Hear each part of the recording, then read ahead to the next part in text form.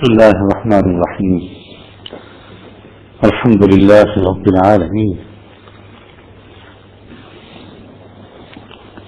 إله الأولين والآخرين، والصلاة والسلام على أشرف الأنبياء والمرسلين، سيدنا وسيد الأولين والآخرين محمد وعلى آله وصحبه أجمعين، وعلى كل من دعا بدعوته واستنى بسنته وصدى بهديه إلى يوم الدين.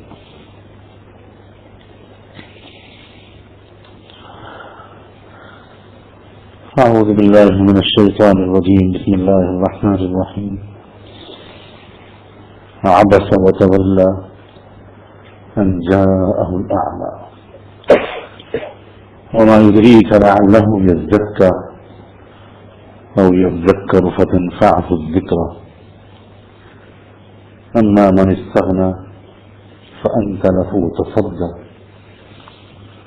وما عليك ألا يزكى وأما من جاءك يسعى وهو يخشى فأنت عنه تلهى كلا إنها تذكرة فمن شاء ذكره.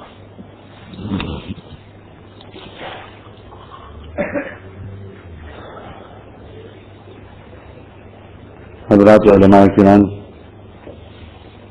میرے اکابر اور قابل قدر ساتھیوں،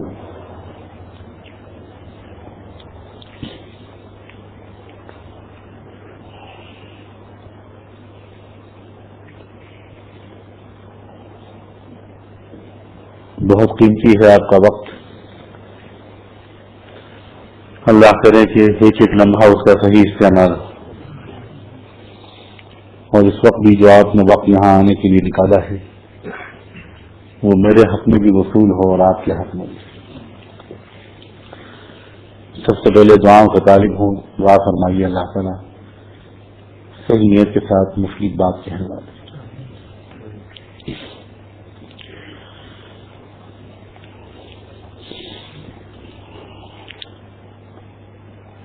دو دور ہوتے ہیں، دو طرح کے زمانے ہوتے ہیں. ایک زمانہ وہ ہوتا ہے جب ایک طویل جدوجہد کے بعد اسلام پھیل چکا ہوتا ہے اور چھا چکا ہوتا ہے،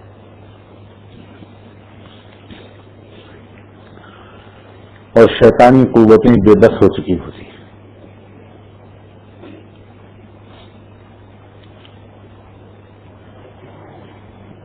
اور ایک زمانہ وہ ہوتا ہے جب شیطانی قوتوں کا زور ہوتا ہے، ان کو بہت چھوٹ ملی ہوئی ہوتی ہے اللہ سے تکوینی نظام کے تحت، اور جدوجہد جاری ہوتی ہے شیطانی طاقتوں سے گلو خلاصی کی. بزرگوں، دونوں دور کے تقاضوں میں کچھ فرق ہوتا ہے. دونوں طرح کے زمانوں کی ترجیحات اور پرائرٹیز میں کچھ فرق ہوتا ہے.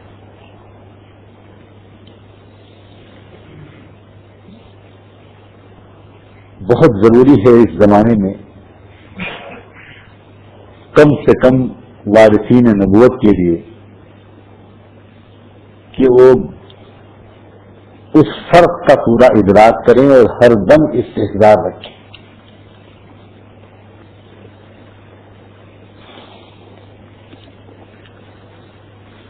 جب جدوجہد کے بعد اسلام غالب ہو جاتا ہے، پھیل جاتا ہے اور چھا جاتا ہے، تو اس وقت کے تقاضے کچھ اور ہوتے ہیں. میں اگر اس دور کے تقاضوں کی تفصیلات میں جاؤں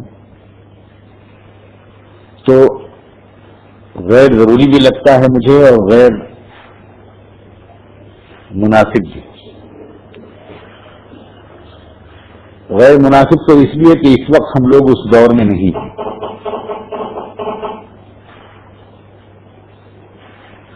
اور غیر ضروری اس لیے کہ ہمارا پورا نصاب تعلیم جس کو پڑھ کر ہم لوگوں کے ہاتھ میں عالم کی سند دی جاتی ہے وہ اسی دور کا لکھا ہوا ہے جس دور میں کہ اسلام پھیل چکا تھا اور چھا چکا تھا۔ اس دور کی اصطلاحات، اس دور کی تعبیرات اور اس دور کی ترجیحات، یہ تینوں کچھ اور ہوتے ہیں۔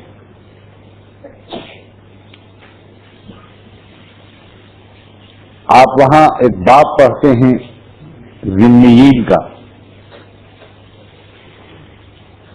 اب صورتحال یہ ہے کہ ہم مسلمان خود ذمی بننے کی کوشش کر رہے ہیں کہ قومیں ہم کو ایک باعزت ایگریمنٹ کے تحت پہلے یا دوسرے درجے کا شہری مان لیں۔ بہت خوش نصیب ہوتا ہے وہ جو ذمی بن جاتا ہے، ورنہ کیٹیگریز تو اس کے اور آگے کی بھی۔ ہم اس میں کتاب الحدود پڑھتے ہیں، کتاب الجنایات پڑھتے ہیں، خوب بحثیں بھی کرتے ہیں اس میں۔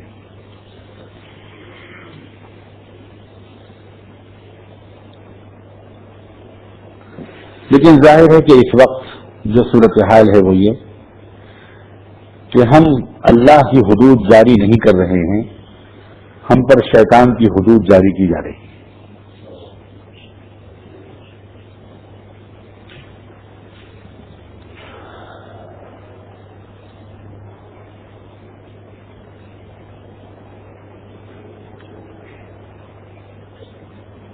جتنے بھی بڑے بڑے فقہا، اصولیین، متکلمین، مفسرین، محدثین گزرے ہیں،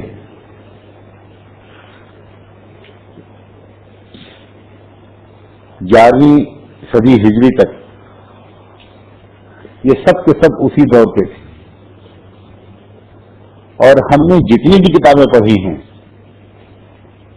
وہ سب اسی دور کی لکھی ہوئی ہیں۔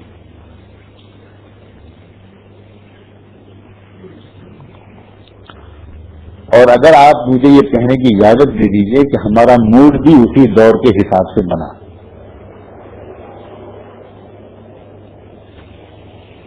باہر نکلے تو دنیا بالکل بدلی ہوئی پائی۔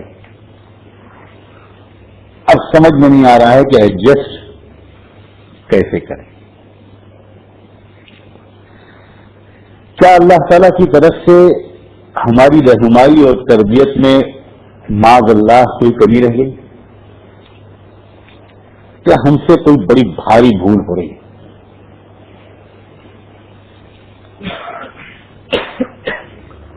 ہم یہ بات اچھی طرح جانتے ہیں کہ سیدنا محمد رسول اللہ صلی اللہ علیہ وآلہ وسلم کی شان خاتم النبیین کا ایک ثمرہ اور ظہور یہ بھی ہے کہ جس دور میں امت کو جس طرح کی رہنمائی کی ضرورت پڑی، اللہ نے پردے غیب سے وہ رہنمائی میسر فرما دی۔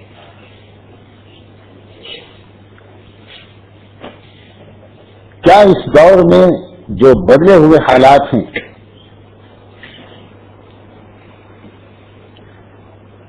کیا اس دور کے لیے اللہ تعالیٰ کی طرف سے رہنمائی کے بندوبست میں معاذ اللہ کوئی خلا ہو گیا،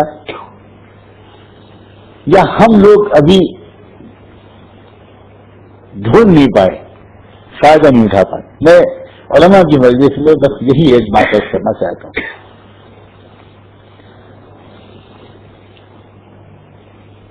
اللہ تعالیٰ میں کس دل و جان سے دعا کروں کہ میرے والد ماجد کو اللہ تعالیٰ اعلیٰ علیین میں جگہ عطا فرمائے۔ انہوں نے اس معاملے میں بڑی رہنمائی اور دستگیری فرمائی۔ انہوں نے سبقن حضرت شاہ ولی اللہ رحمۃ اللہ علیہ کی شخصیت سے متعارف کرایا. ایک ہوتا ہے کتابوں کو پڑھانا، ایک ہوتا ہے شخصیت سے تعارف کرانا.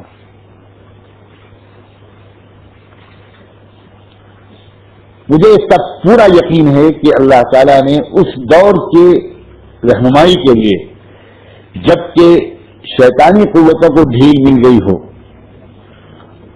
اور وہیں تقریباً ہم پہنچ گئے ہوں جہاں سے چلے تھے، اس دور کے لیے اللہ تعالیٰ نے جو عالم، جو امام، جو مجدد، جو مفسر، جو داعی، جو شارح حدیث، جو مدون فقہ، جو متکلم، جو شیخ طریقت اور جو ایک جامع ترین شخصیت ہم کو عطا فرمائی، اس کا نام تھا شاہ ولی اللہ رحمۃ اللہ.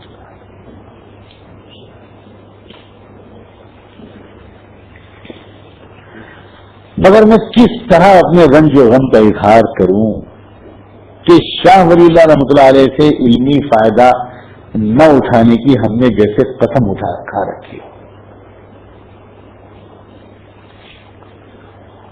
آپ دیکھیے ان کے علمی مزاج کو، ان کے علمی مزاج کی چند خصوصیات گنانا چاہتا ہوں. ان کا ایک مزاج تو علمی یہ ملتا ہے کہ امت مسلمہ کے مختلف مکاتب فکر اور مسالک اور مختلف مدارس کا مطلب ادارے نہیں بلکہ اسکول آف تھاٹ، مختلف مسالک اور مشارب کے درمیان جمع و تقریب اور تطبیق کی جو ممکن کوشش ہو سکتی تھی حدود شریعت کے اندر رہتے ہوئے، حضرت شاہ ولی اللہ رحمۃ اللہ علیہ نے اس کے کرنے کی قسم کھا رکھی. آپ کو حیرت ہوگی کہ جب وہ کسی کو اجازت حدیث دیا کرتے تھے، سند حدیث دیا کرتے تھے، تو اس میں دستخط کس طرح کرتے تھے؟ صرف اسی سے آپ کو اندازہ ہوگا.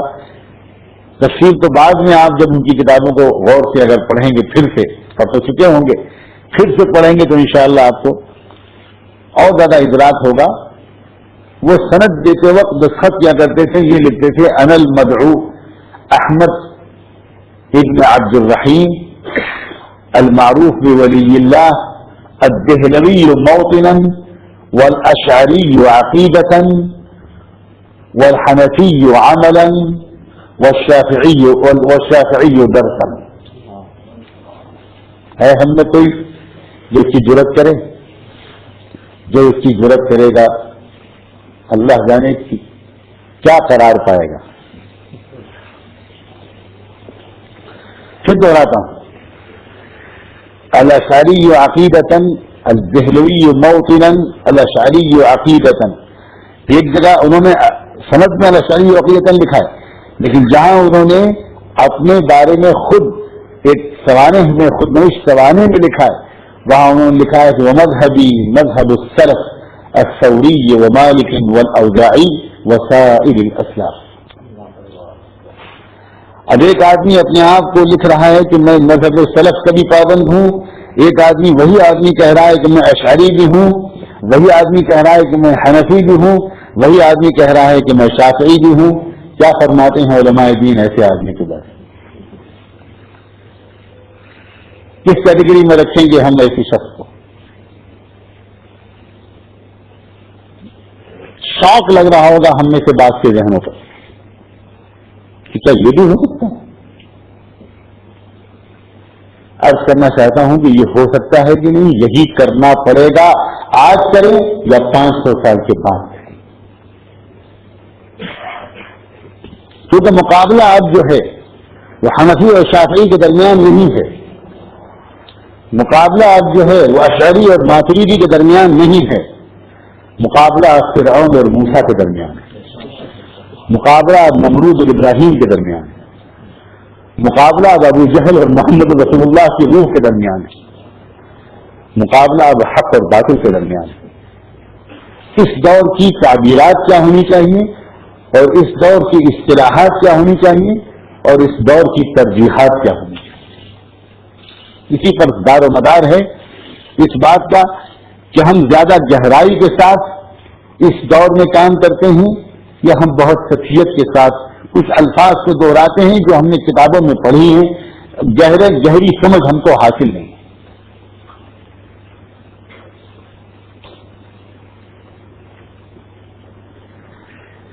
آپ حضرات نے جنہوں نے علم کلام کو گہرائی سے پڑھا ہوگا،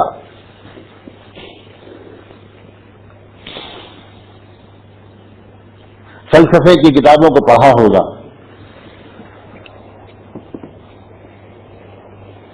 عقائد نصفی تو سبھی نے پڑھی ہوگی، شرع عقائد کو ہمارے نصاب میں داخل ہے، انہیں یہ بات یاد ہوگی کہ کتنا بھیانک قسم کا اختلاف امت میں رہا ہے اشاعرہ اور معتزلہ کے درمیان، کتنا بھیانک اختلاف رہا ہے۔ اس کی وجہ سے کیا کیا ہوا، ملک کی سیاست پر بھی اثر پڑنے لگتا تھا اس اختلاف کا، خلافت بنو عباسی میں، اور آپس میں کیا مسائل کھڑے ہوتے تھے، کتنی علمی بحثیں کھڑی ہوتی تھیں، صفات باری تعالی عین ذات ہیں کہ غیر ذات ہیں، اس پر کتنی بحثیں ہوتی تھیں، استوا علی العرش کی تشریح کیسے کی جائے کہ نہ کی جائے، اس پر بحثیں ہوتی تھیں، بہت عجیب و غریب قسم کا اختلاف تھا۔ معتزلہ یہ کہتے تھے کہ حسن و قبح جو ہے وہ عقلی ہے، یعنی فی نفسی کوئی چیز جو ہے وہ چونکہ خراب ہے اس لیے اللہ تعالیٰ نے اس کو خراب کہا ہے، عقل چونکہ کہتی ہے کہ خراب اس لیے اللہ نے اس کو خراب کہا ہے، اور عقل کہتی ہے کہ وہ چیز صحیح ہے تو اللہ نے اس کو حسین کہا ہے، خوبصورت کہا ہے، اچھا کہا ہے۔ حسن و قبح اصل میں عقلی ہے۔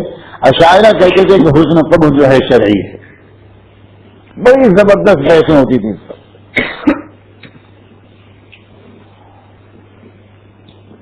ایک بہت بڑا موضوع جس پر سینکڑوں کتابیں لکھی گئیں اور بڑے فتوے ایک دوسرے پر لگتے تھے، وہ موضوع یہ تھا کہ تعدد صفات سے تعدد ذات لازم آتا ہے یا نہیں۔ آپ سوچ رہے ہوں گے آج یہ ہند میں یہ شرع عقائد کا سبق کہاں سے شروع ہو گیا، بہت زمانہ ہو گیا تھا بی بی سی سنتے سنتے، یہ بھولا ہوا سبق پھر سے یاد دلائے گا۔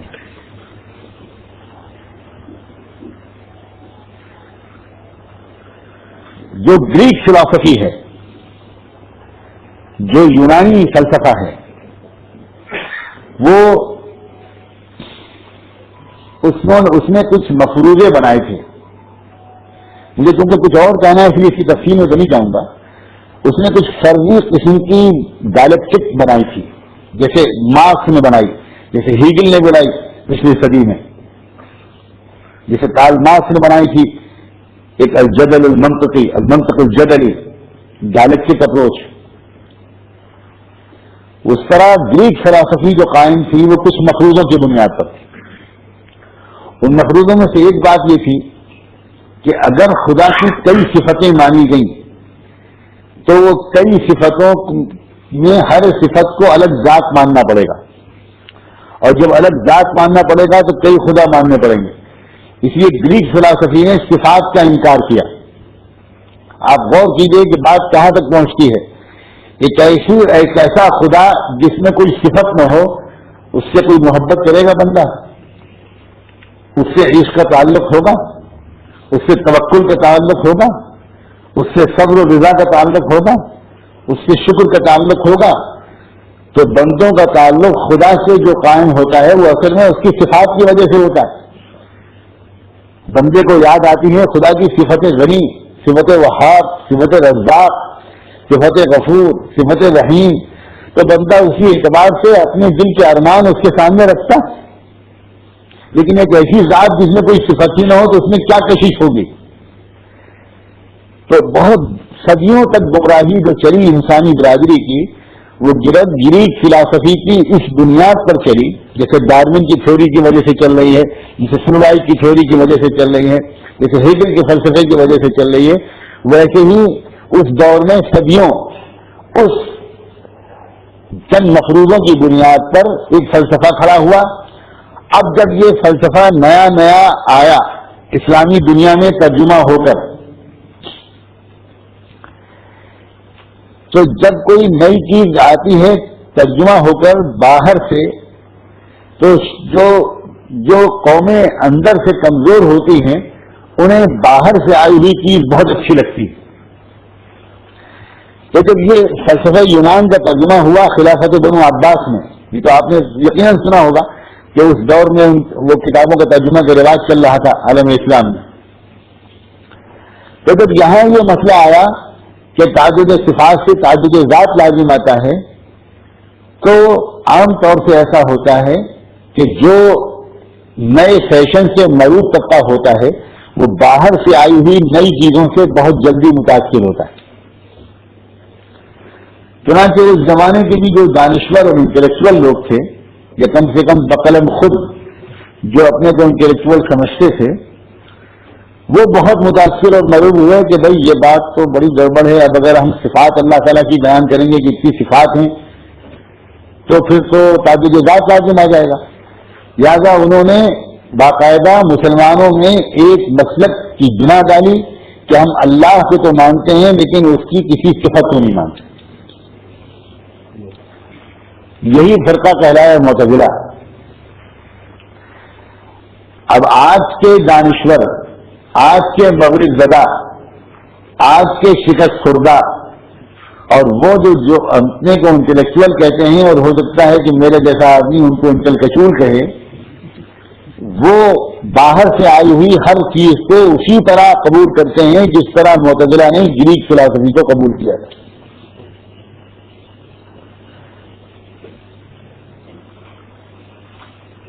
اچھا، اب جب ایک بحث چھڑ جاتی ہے تو پھر بحث اور جواب اور جواب الجواب، جواب اور جواب الجواب الجواب، اور پھر جواب الجواب جواب جواب الجواب، اتنے مضاف بنائیے کہ پریشان ہو جائیے. یہ سلسلہ شروع ہو جاتا ہے ہماری آپ کی برادری کی یہ پرانی بیماری. ایسے موقع پر ایسے موضوع پر قلم اٹھایا شاہ ولی اللہ رحمۃ اللہ علیہ نے. اب میں اصل بات کہنا چاہتا ہوں کہ کوئی شخص امت میں سوچ بھی نہیں سکتا تھا کہ اشاعرہ اور معتزلہ یا مسلک سلف اور اشاعرہ اور معتزلہ ان لوگوں کے درمیان بھی کوئی بھی مثبت طریقے پر ان کے درمیان کوئی قدر مشترک اور کلمہ سوا تلاش کر سکتا. کوئی سوچ بھی نہیں سکتا تھا. یا آپ ادھر ہوں گے یا آپ ادھر ہوں گے. یہ ہمارا آج کل کا مزاج ہے کہ نہیں ہے؟ یہ خالی میں ماضی نہیں بیان کر رہا ہوں. ابھی تو آپ بڑے خوش ہیں کہ اچھا ہے کہ ہمارا کوئی تذکرہ نہیں ہو رہا ہے، لیکن دراصل تذکرہ سب اپنے ہی ہو رہا ہے. یہ الگ بات ہے کہ ہم بہت زیادہ ذہین ہیں یا کچھ کم ذہین ہیں، اور ہمیں درمیانی لوگوں سے بات کرنے کی مشق ہے. زیادہ ذہین لوگوں سے بات کرنے کی مجھے مشق نہیں ہے. اور یو کے میں رہنے کی وجہ سے آپ زیادہ ذہین ہو گئے ہوں تو میں مجبور ہوں، کیا کروں. آپ بہت ہوشیاری سے اس ساری بات کو اپنے اوپر نہ لے رہے ہوں تو میں کیا کر سکتا ہوں. میں تو بہرحال لکھنؤ کے پرتکلف انداز سے ہی خدمت کروں گا آپ کی. شاہ صاحب نے بیڑا اٹھایا، ایک تو اس کا، دوسرے فقہی مسالک کا اختلاف، مقلد اور غیر مقلد کا اختلاف، خانقاہ کے قائل کا اور خانقاہ کے مخالف کا اختلاف، اور کون سا اختلاف تھا جس اختلاف میں امت گلے گلے ڈوبی نہیں تھی. اسی اختلاف ہی کی وجہ سے تو اس امت کا وہ حال ہوا کہ ذمہ بننے کے حال پر آ گئی. وَلَا تَنَازَعُوا فَتَفْشَلُوا وَتَذْهَبَ رِيحُكُمْ. شاہ صاحب نے بیڑا اٹھایا اس بات کا کہ کسی طرح اس امت کو پھر سے امت بنایا جائے. اور کیا حکمت اللہ نے ان کو سکھائی کہ آپ پوری حجت اللہ البالغہ پڑھ جائیے. قسم ہے رب کعبہ کی کہ اگر آپ بہت زیادہ ذہین نہیں ہیں تو آپ سمجھ ہی نہیں پائیں گے کہ یہ پوری کتاب انہی مختلف فرقوں کے درمیان سب کو ایک نقطے پر مشترک کرنے کے لیے لکھی گئی تھی. کہیں ایک دفعہ بھی نام نہیں آیا ہے اس میں کسی فرقے کا. عجب انداز اختیار کیا. یہ تو جس شخص نے پڑھی ہو کتاب اور اس سے پہلے پڑھا ہو تحافظ الفلاسفہ، جس نے پڑھا ہو پہلے ابن خلدون کو، پہلے پڑھا ہو ابن رشد کو، پہلے پڑھا ہو امام غزالی کو، پہلے پڑھا ہو مجد الفسانی کو، پہلے پڑھا ہو مکتوبات خواجہ معصوم سرہندی کو، اور پہلے پڑھا ہو امام راضی کو اور خوب ان ساری چیزوں کو پڑھا ہو، اور یہ اس کے بعد جب وہ حجت اللہ البالغہ پڑھتا ہے تو میں تو یقین مانیے کہ کبھی کبھی تو مارے خوشی کے رقص کرنے کا دل چاہتا تھا کہ اس طرح بازار بھی رقصن، یا اللہ وہ مسئلہ جو ایسا لگتا تھا کہ اس میں کسی ایک گروہ کا ساتھ دینا ہی پڑے گا، دوسرے گروہ کے خلاف تو کچھ نہ کچھ کہنا ہی پڑے گا، کتنی خوبصورتی کے شاہ صاحب نے دونوں گروہوں کو ایک کلمہ سوا پر لا کر جمع کر دیا۔ یہ کیا ہے؟ یہ اس دور کا نہج ہے جب کہ اسلام کمزور ہو چکا ہو اور کفر غالب ہو چکا ہو۔ کیا صاحب کیونکہ اس دور میں پیدا کیے گئے، کیا صاحب اس دور میں پیدا کیے گئے جس دور میں دوبارہ کفر کی جس میں پوری دنیا اور پوری امت آ رہی تھی۔ عجیب بات ہے کہ یورپ کے وہ 12 فلاسفر، یورپ کی مغربی تہذیب اور مغربی فلسفے کی بنا ڈالنے والے اور ان کی پوری عمارت کھڑی کرنے والے، عمرانیات میں، اجتماعیات میں، نفسیات میں، سیاسیات میں، معاشیات میں، ان سارے شعبوں کے اندر جو ایک 12 فلاسفر ہیں ویسٹ کے، جنہوں نے پوری مغربی تہذیب اور یورپ کو کی نشت ثانیہ میں بنیادی کردار ادا کیا ہے اور دوبارہ یورپ کو گویا اس مقام پر کھڑا کیا جس مقام پر آج ہیں۔ جس زمانے میں وہ 12 فلاسفر اپنی کتابیں لکھ رہے تھے، نیٹشے لکھ رہا تھا جرمنی میں، ہیگل لکھ رہا تھا، ڈارون تھا، اور یہ سارے فلاسفر تھے، ٹھیک اسی زمانے میں اللہ نے دہلی کے مدرسے رحیمیہ میں حضرت شاہ ولی اللہ رحمۃ اللہ علیہ کو ایک کام پر مأمور کیا تھا، اور ایسا معلوم ہوتا ہے کہ یہ وہ شخص لکھ رہا ہے جس نے ان سارے مغربی مصنفین کی کتابیں پڑھ لی،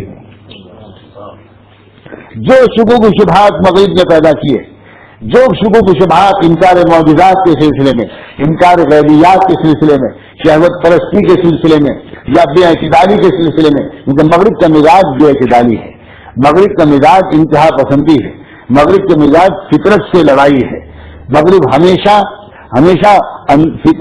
کرش کرنے کی کوشش کرتا ہے، اس لیے کہ مغرب خدا کی طاقت کو سامنے رکھ کر کسی معاملے میں کوئی بھی اجتہاد نہیں کرتا، بلکہ خدا کو باہر رکھ کر اجتہاد کرتا ہے۔ مغربی معاشیات خدا کو سامنے رکھ کر نہیں ہیں، اپنے آپ کو سامنے رکھ کر ہیں۔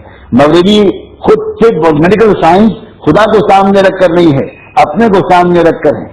مغربی نفسیات خدا کو سامنے رکھ کر نہیں ہے۔ یہ بہت بڑا فرق ہے مغرب میں اور نبوت کے مزاج میں۔ اللہ کرے کہ کثرت سے ایسے علماء مغرب میں پیدا ہوں جو اس کو کھول کر یہاں بیان کر سکیں، اور خاص طور پر ہماری نوجوان نسل کو ایسا مواد دے سکیں کہ وہ ایک ایک مغربی کو اور مغرب زدہ کو مطمئن کر سکیں۔ میں جو بات کہنا چاہتا ہوں، اتنی یہ بھی میرا ارادہ نہیں تھا کہ میں اس مضمون کو اتنا پھیلاؤں گا۔ میں جو بات کہنا چاہتا ہوں وہ یہ کہ ایک تقاضا جو ہوتا ہے اس دور کا، جس دور میں جسے میں نے کہا کہ شیطانی طاقتوں کو ڈھیل ملی ہوئی ہوتی ہے، اس دور کے تقاضے کچھ اور ہوتے ہیں۔ اس میں بہت کچھ برداشت کرنا پڑتا ہے، بہت کچھ گوارا کرنا پڑتا ہے، بہت کچھ نظر انداز کرنا پڑتا ہے، اور پرائرٹیز و ترجیحات اس طرح پر ہوتی ہیں کہ اگر بالکل خلافت راشدہ قائم ہو تو ان باتوں کو برداشت نہ کیا جائے جو اس دور میں برداشت کرنی پڑتی ہے۔ یہ بالکل وہ دور ہوتا ہے جیسے دور نبوت شروع سے یوں سمجھیے کہ جدوجہد شروع ہوئی تو اس دور میں کس قدر رعایتیں تھیں، کس قدر عجیب و غریب معاملہ کرتے تھے اللہ کے رسول صلی اللہ علیہ وآلہ وسلم کے ساتھ۔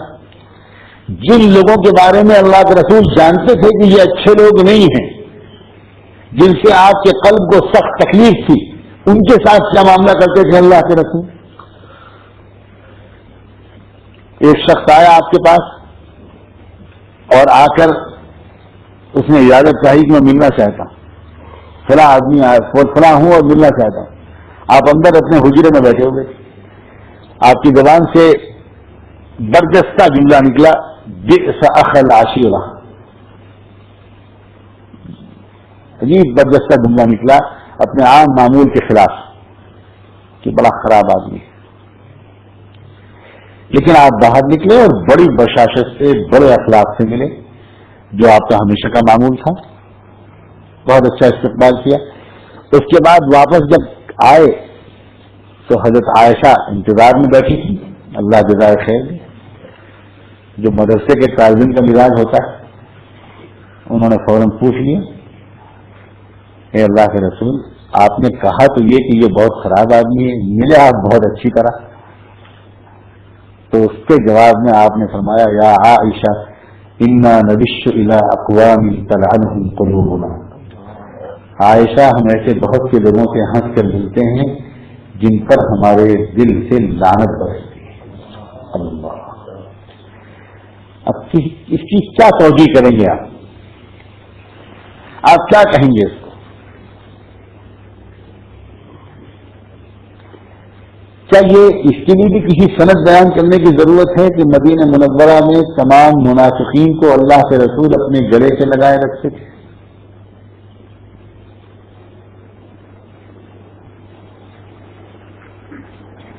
رئیس المنافقین عبداللہ ابن ابی کا کیا کردار تھا؟ کیا شخص تھا وہ؟ لیکن اللہ کے رسول نے اس شخص کے ساتھ معاملہ کیا رکھا اور آخر لمحے تک رکھا، یہاں تک کہ جب انتقال کا وقت آیا اور یہ فرمائش پہنچی کہ آپ اپنا کرتا عنایت فرما دیں، تو آپ نے اس وقت پوری زندگی کی اس کی دشمنیاں اور سازشیں کہ اس نے کیا کیا کہا تھا اور کیا کیا کیا تھا، اسی کا جو جملہ تھا کہ لَيُخْرِجَنَّ الْأَعَزُّ مِنْهَا الْأَذَلَّ، آنے دو محمد کو، جو ذلیل ہیں محمد اور اس کے ساتھی اللہ مجھے معاف کرے اس لفظ کے بیان کرنے پر، تو ہم عزت دار لوگ اپنے نکال کے چھوڑیں گے محمد کو۔ اور کتنی جوڑ توڑ کی تھی اس نے غزوہ احد میں اور غزوہ خندق میں، کتنے واقعات ہیں سیرت کے، قدم قدم پر وہ سازشیں کرتا تھا، اور اللہ تعالیٰ نے قرآن مجید میں کیا کیا فرما دیا منافقین کے بارے میں، اور وہ تو ان کا سردار تھا، لیکن اس کے باوجود آخر آپ نے اپنا کرتا بھی عنایت فرما دیا، یہاں تک کہ نماز جنازہ بھی پڑھانے کے لیے تیار ہو۔ ایک وقت ایسا آیا تھا کہ بیٹے نے ان سے کہا کہ میں نے سنا ہے اللہ کے رسول کہ آپ میرے والد کو سے تنگ آ چکے ہیں اور اب آپ اس کے قتل کا فیصلہ کرنے والے ہیں، تو میں آپ سے عرض کرتا ہوں کہ اس کو کسی اور کے ہاتھ سے قتل مت کروائیے گا، میں اس کا بیٹا ہوں اور آپ کا غلام ہوں، مجھے حکم دیجیے، میں اپنے باپ کا سب لا کر آپ کے قدموں پر رکھوں گا۔ تو اس وقت اللہ کے رسول نے کہا کہ نہیں، یہ تم کو غلط اطلاع ملی ہے، سنو، مجھے معلوم ہے کہ وہ میرے خلاف کیا کر رہا ہے، لیکن میں نے اگر یہ حکم دیا اور یہ کارروائی کی تو پورے ملک میں یہ خبر پھیلے گی کہ محمد اپنے ساتھیوں کو مرواتا ہے، اس لیے جو اب ساتھیوں کو مرواتا ہے، ذرا غور کیجئے، اس کا مطلب یہ ہوا کہ چند دو چار کلوز لوگوں کے علاوہ عام مجمع ان کو اس کو ساتھی ہی مانتا تھا، ایسا برتاؤ تھا محمد رسول اللہ صلی اللہ علیہ وسلم کے ساتھ۔ میں پھر عرض کرنا چاہتا ہوں کہ یہ احکام آپ کو فقہ کی ان کتابوں میں نہیں ملیں گے جو دور اموی اور دور عباسی میں لکھے گئے، اس فقہ کے سیکھنے کے لیے تو واپس ہم کو قرآن پر اور سیرت پر جانا پڑے گا، اور اس پر غور کرنے کا رواج ہمارا ہے نہیں، ہمیں تو قلتین سے فرصت کہاں ملتی۔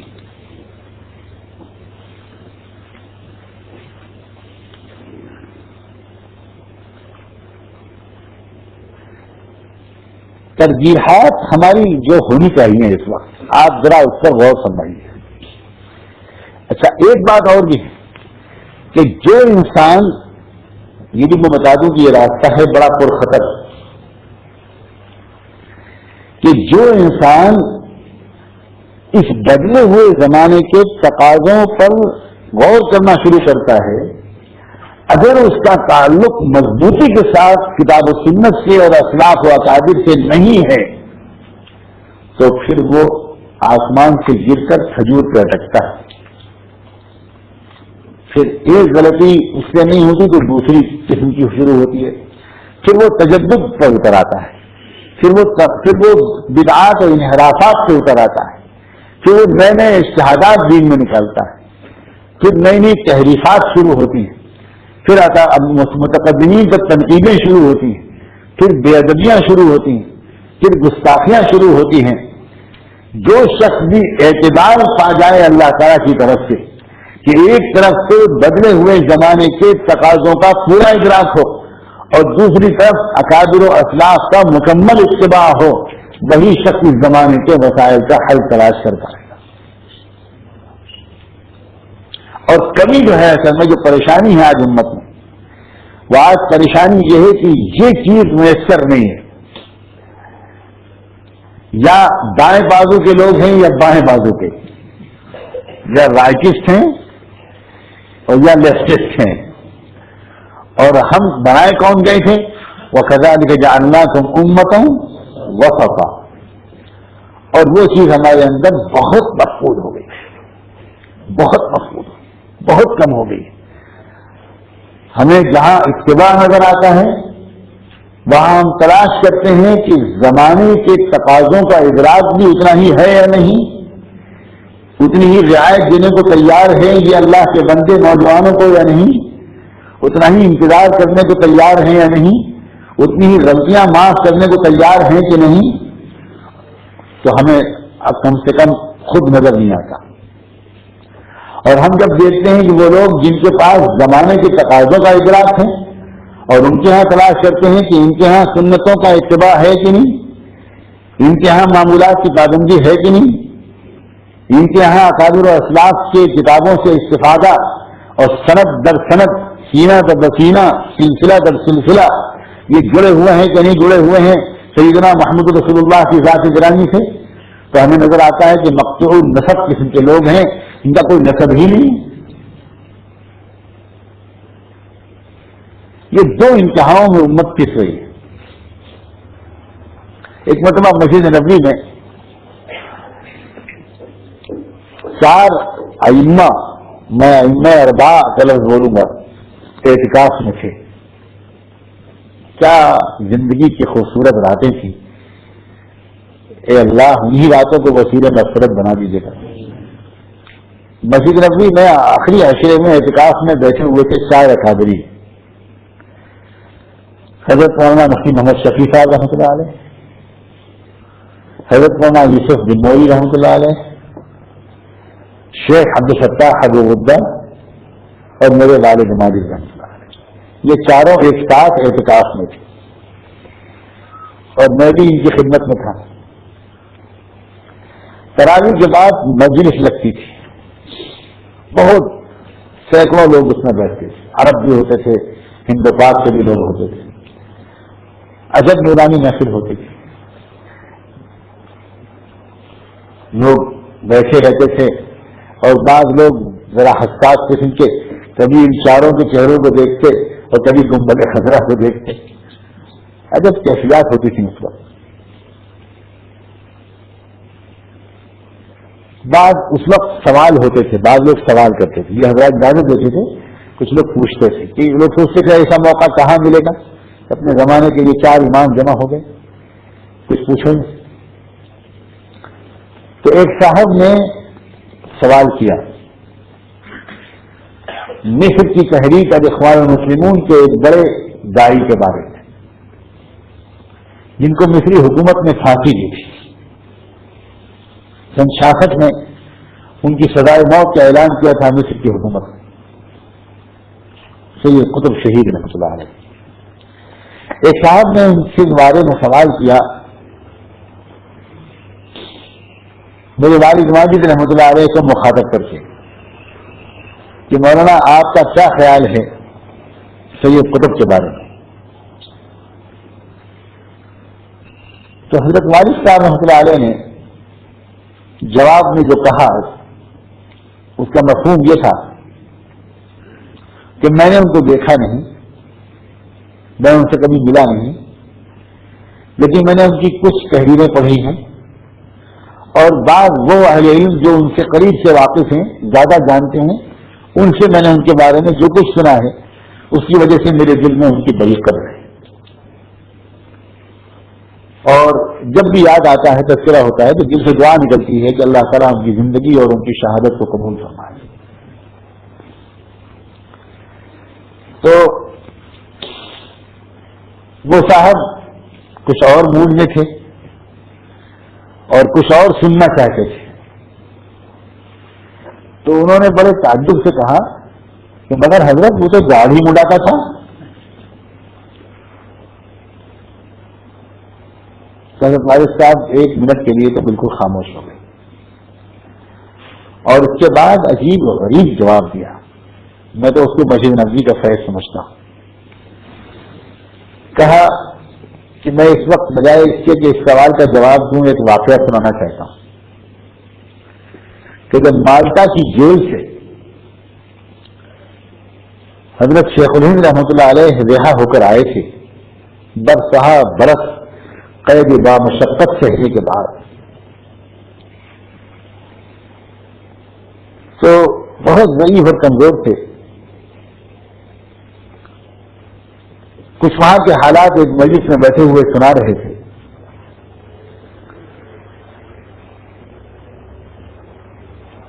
اس گرفتاری سے پہلے جبکہ حضرت شیخ الہند ایک بہت بڑی مہم کے تحت نکلے تھے،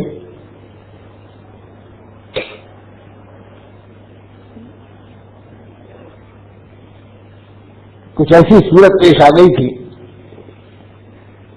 کہ بعض حکومتوں کے دباؤ میں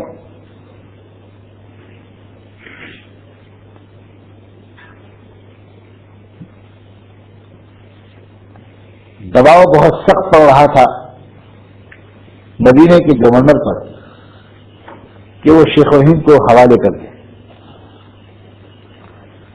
وہ شخص اپنی ہی پوری کوشش کر رہا تھا کہ یہ خیانت اس سے سرزد نہ ہو.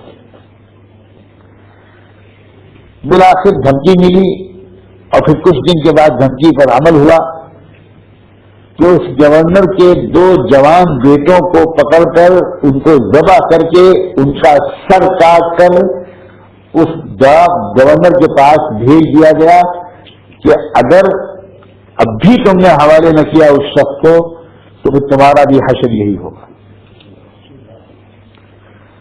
تو اس شخص نے ان دونوں سروں کو بوسا دیا اور کہا کہ میں اپنی تیسرا سر پیش کرنے کو تیار ہوں مگر مہمان رسول کو حوالے کرنے کو تیار نہیں ہوں.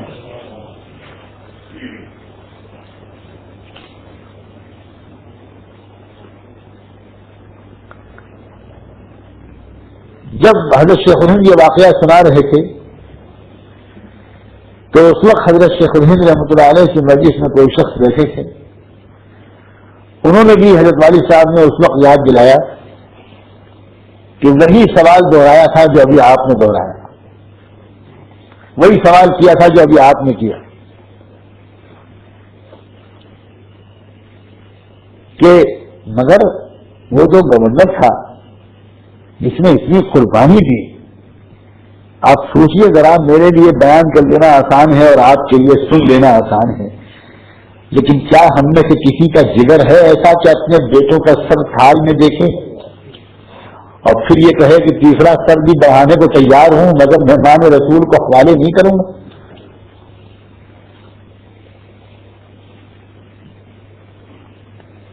تو ایک شخص نے مجلس میں سے پوچھا کہ مگر وہ شخص جس نے اتنی بڑی قربانی دی تو داڑھی مڈاتا تھا. تو اس پر حضرت شیخ الہند نے جو جواب دیا تھا وہ حضرت والد صاحب نے سنایا کہ میں صرف اتنا ہی کر سکتا ہوں کہ آپ کو بھائی وہ جواب سنا دوں. حضرت شیخ الہند نے اپنی داڑھی پکڑ کر یہ کہا کہ محمود کی داڑھی اس لائق بھی نہیں ہے کہ ابراہیم پاشا کے جوتے صاف کرے. اب کسی کی ہمت ہو تو وہ شیخ الہند کے بارے میں یہ تبصرہ کرے کہ وہ سنت کی اہمیت کے قائل نہیں تھی،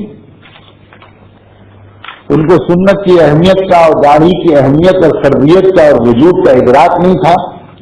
کسی کا جی چاہے تو یہ کہے اور کسی کا جی چاہے تو اس سے یہ سیکھے کہ جس دور میں شیطانی طاقتوں کو چھوٹ ملی ہوئی ہوتی ہے اس دور میں صلاحیتوں کی قدر کس طرح ہوتی ہے اور امت کو جوڑا کیسے جاتا ہے اور کس چیز کو کہاں تک برداشت کیا جا سکتا ہے اور کس چیز کو برداشت نہیں کیا جا سکتا. اے حضرات علماء کرام، ہم ظاہر الجسم کو بہت محسوس کرتے ہیں لیکن ہم خود باطل الاسم میں بہت مبتلا ہیں.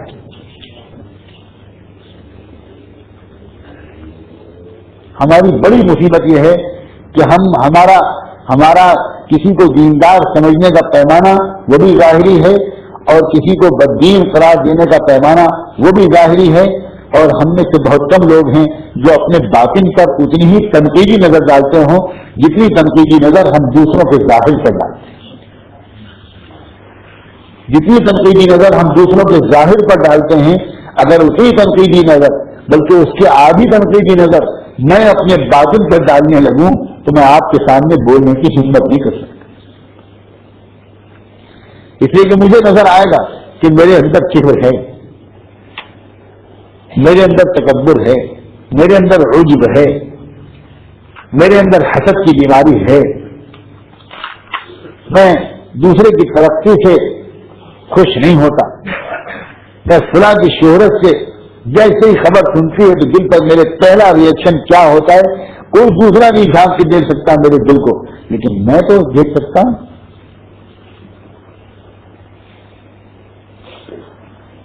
امت ایک عجیب و غریب مرحلے میں ہے حضرات.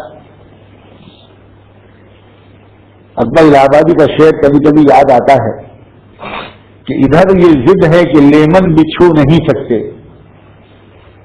ادھر یہ ضد ہے کہ لیمن بھی چھو نہیں سکتے، ادھر یہ رت ہے کہ سراہیے میلا. دو طبقوں میں یہ امت پس رہی ہے. عجیب صورتحال ہے.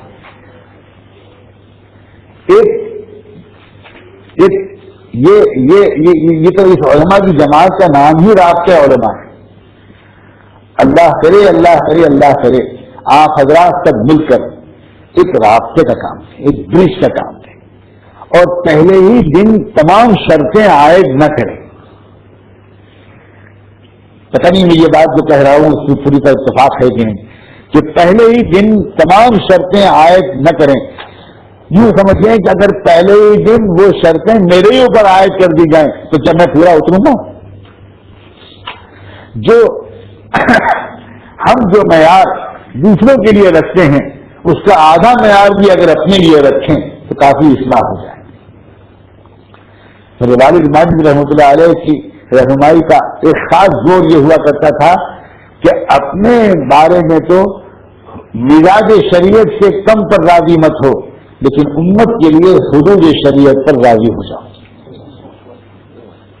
علماء مزاج شریعت پر آئیں گے تب امت حدود شریعت پر آئے گی. علماء اگر حدود شریعت پر آئیں گے تو امت کے عوام سے حدود شریعت پر آنے کی توقع بھی نہیں کی جا سکتی. مزاج شریعت کیا تھا؟ مزاج شریعت یہ تھا کہ اللہم احیینی مسکینا وامیتنی مسکینا واحشرنی فی زمرۃ المساکین. یہ حدود میں سے نہیں ہے لیکن مزاج میں سے ہے.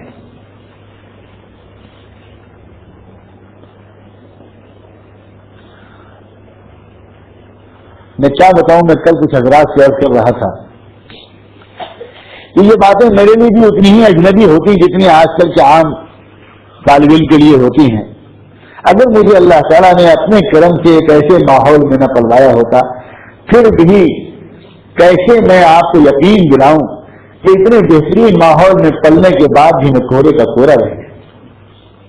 یاد آتا ہے جب مجھے میری نیند ہو جاتی. میں سوچتا ہوں کہ جن لوگوں کو ایسا ماحول شروع سے نہیں ملا ان کے لیے تو عذر ہوگا، لیکن سجاد تیرے لیے کہاں سے عذر ہوگا؟ کیا عجیب و غریب ماحول تھا، عجیب و غریب ماحول. جس مسجد کے باہری حجرے میں حضرت مولانا ابو الحسن علی رضوی رحمۃ اللہ علیہ رہتے تھے، اسی مسجد کے اندرونی حجرے میں حضرت والد ماجد رہتے تھے. ایک ہی جگہ دونوں کا قیام تھا. عجب جگہ تھی وہ. تہجد کے وقت سے لے کر فجر تک تو وہ خالص خانقاہ رائے پور ہو جایا کرتی تھی. ذکر کے زمزمے، ذکر بالجہر کے نغمے، کہیں پاس انفاس، کہیں مراقبہ، کہیں عجیب غریب کیفیات کہ در و دیوار سے بالکل جیسے ذکر کی صدائیں آتی تھی. فجر کی نماز کے بعد ایک مختصر سا درس ہوا کرتا تھا حدیث کا. حضرت والد ماجد دیا کرتے تھے، ایک حدیث بیان فرماتے تھے. اس کے بعد تھوڑی سی واکنگ کرنے کے لیے نکلتے تھے، دونوں تیز رفتار سے چلتے تھے، اور واپس آنے کے بعد اب تازہ آج کا اخبار آ چکا ہوتا تھا، اخبار دیکھ کر تازہ ترین خبروں پر آپس میں کچھ دیر بات کرتے تھے، اور اسی درمیان ہلکی پھلکی چائے ہو جاتی تھی بس۔ اب اس کے بعد دو کمرے سے وہاں پر، ایک اندر ایک باہر، وہ دونوں کمرے بالکل ایک تصدار المصنفین میں تبدیل ہو جایا کرتے۔ اب معلوم ہوتا تھا کہ علم ہے، تحقیق ہے، تصنیف ہے، تعریف ہے، اب کتابیں ہیں، حدیث اور تفسیر کی کتابیں ہیں، کاغذات ہیں، قلم ہے، روشنائی ہے، دوات ہے۔ ایسا لگتا تھا جیسے یہاں اور کچھ ہوتا ہی نہیں سوائے علمی تحقیق کے اور تصنیف و تعریف۔ ظہر تک وہ کام ہوتا تھا، ظہر کی نماز کے بعد کھانا بہت مختصر تھا قیلولہ، اور پھر اس کے بعد یہ حضرات اپنی بات لے کر بیٹھ جاتے تھے خصوصی جوابات دینے کے لیے۔ اثر سے تھوڑی دیر پہلے وقت ہوتا تھا ان خاص لوگوں کے لیے جو الگ بات کرنے کا وقت مانگتے تھے۔ اثر کی نماز کے بعد چائے بھی چلتی تھی، اور اس وقت ملک کے سیاسی اور ملی حالات پر مشورے ہوتے تھے، اور بڑے بڑے لیڈران، صرف مسلمانوں کے نہیں بلکہ ہندوؤں کے بڑے بڑے لیڈران اسی مسجد کے حجرے میں آ کر ان حضرات سے سیاسی حالات پر تبادلہ خیال کرتے تھے۔ اب عصر سے مغرب تک وہ لگتا تھا کہ کوئی سیاسی مشورے کی کوئی کمیٹی ہے، کوئی میٹنگ ہو رہی، کوئی سوچ نہیں سکتا کہ یہیں رات میں ایسا ذکر کی سزائیں آ رہی ہیں۔ اور مغرب کی نماز ہوئی، اور مغرب کی نماز کے بعد پھر فوراً وہی مسجد ایک تبلیغی مرکز میں تبدیل ہو جایا کرتی تھی، اور وہاں اجتماع ہوتا تھا، جماعتیں، مشورے ہوتے تھے، مسافر ہوتے تھے، تشکیلیں ہوتی تھیں، اور یہ کبھی فلاں علاقے میں یہ 3 دن کے لیے جماعت چلی جائے۔ یہ تو وہ زمانہ تھا جس زمانے میں 3 دن اور 40 دن سے زیادہ تو کوئی سوچنا بھی مشکل تھا۔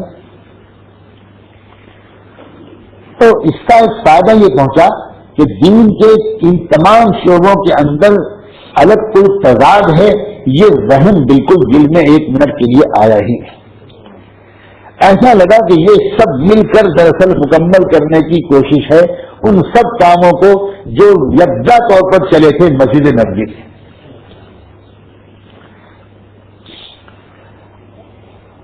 اللہ تعالیٰ یہ الگ بات ہے کہ ہر ایک اپنے رجحان یا اللہ کی توفیق اور انتخاب کے حساب سے الگ کسی میدان کا انتخاب کر لے، یہ الگ بات، اور سب آدمی سب کام کریں یہ ہر ایک کے بس کی بات بھی نہیں، اور یہ مطلوب بھی نہیں۔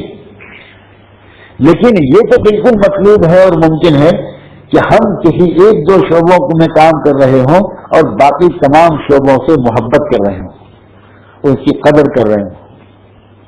رائے اور ذوق کے اختلاف کے باوجود ایک ساتھ رہنا اور ساتھ دینا، یہی تو اصل اتحاد ہے۔ جہاں رائے اور ذوق ایک ہوگا وہاں سب ساتھ ہیں تو کون سا کمال ہے۔ جہاں رائے الگ ہے، ذوق الگ ہے، رجحان الگ ہے۔ اب سوچیے گا، پڑھیے کتاب حضرت حکیم الامت حضرت تھانوی اور شیخ الاسلام حضرت مدنی، ان دونوں کے درمیان تعلقات کیا تھے، کیا محبتیں تھیں، کیا ایک دوسرے کو خطوط لکھے ہیں ان دونوں نے دنیا پر، پتہ نہیں کیا کہتی تھی ان دونوں کے تعلقات کے بارے میں، اور خود ان دونوں کے دل ایک دوسرے کے بارے میں کیا تھا، کیا حال تھا۔ تو ظاہر ہے کہ علماء کے سامنے تقریر کی گنجائش تو ہوتی نہیں۔ میں نے یہ اشارہ کرنا چاہا ہے کہ اس وقت امت کو کس فقیہانہ قیادت کی ضرورت ہے، کتنی گہری سمجھ کی ضرورت ہے۔ ایک ایک لفظ بھی زبان سے ناپ توڑ کر بولنا پڑے گا، ایک ایک لفظ بھی قلم سے جو نکلے اس کو بھی بہت ناپ توڑ کر لکھنا پڑے گا کہ اس قلم سے کیا ہوگا، اس لفظ سے کیا ہوگا، کیا نتیجہ نکلے گا۔ ہم اگر تبدیلی کی ضرورت محسوس کرتے بھی ہیں اور کچھ نظم کو ٹھیک کرنے کی کوشش کرتے بھی ہیں یا تمنا کرتے بھی ہیں، تو ایک خطرہ ہم کو ہوتا ہے کہ اگر میں نے کوئی نئی پہل شروع کر دی تو لوگ تو میرے پیچھے پڑ جائیں۔ یہ خوف جو ہے یہ عجیب طرح کا خوف ہے۔ کہ محسوس کرتے ہیں کہ ہم کو قدم بڑھانے کی ضرورت ہے، محسوس کرتے ہیں کہ ہم کو اپنے پرانے روایتی طریقے میں مزید کچھ اصلاح کی ضرورت ہے، محسوس کرتے ہیں کہ ہم کو یقیناً کچھ تبدیلی کی ضرورت ہے، لیکن کوئی آگے بڑھنے کو تیار نہیں ہوتا۔ کیوں نہیں تیار ہوتا؟ کیوں میں راز فاش کروں؟ تیار اس لیے نہیں ہوتا کہ جو تیار ہوگا وہ اس کی مرمت ہوگی، اور مرمت سے سب لگتے ہیں۔ عجیب بات، ہم جب اپنے اکابر کی تعریف بیان کرنے لگتے ہیں تو سب سے پہلے یہ کہتے ہیں کہ ہمارے اکابر حق پرست تھے، وہ جو بات سمجھتے تھے حق وہ کہتے تھے، وہ کبھی کسی لوگوں کے لائن سے نہیں ڈرا کرتے تھے، وہ جو بات سچ کہتے سمجھتے تھے کہتے تھے۔ یہ ضرور ہمارے اکابر کی ہر سوانح کے مقدمے میں لکھا ہوتا ہے، اور ہر تقریر جو ان کی تذکرے میں ہوگی اس سے پہلے یہ بات ہوگی، اور اس میں کوئی شک نہیں ہے کہ ان علماء کے من جملہ بہت اہم اور صاف کے ایک وقت یہ تھا۔ لیکن ہمارا کیا ہے؟ ہم محسوس کرتے ہیں، بالکل صاف بات، ہم محسوس کرتے ہیں کہ مسلمانوں کی مال کا جو حصہ سارا کا سارا عمارتوں کے بنانے میں لگ رہا ہے، اس کا فائدہ کم اور اس کا نقصان زیادہ ہے، چاہے وہ عمارتیں بہت شاندار مدارس کی ہوں، چاہے وہ عمارتیں مساجد کی ہوں۔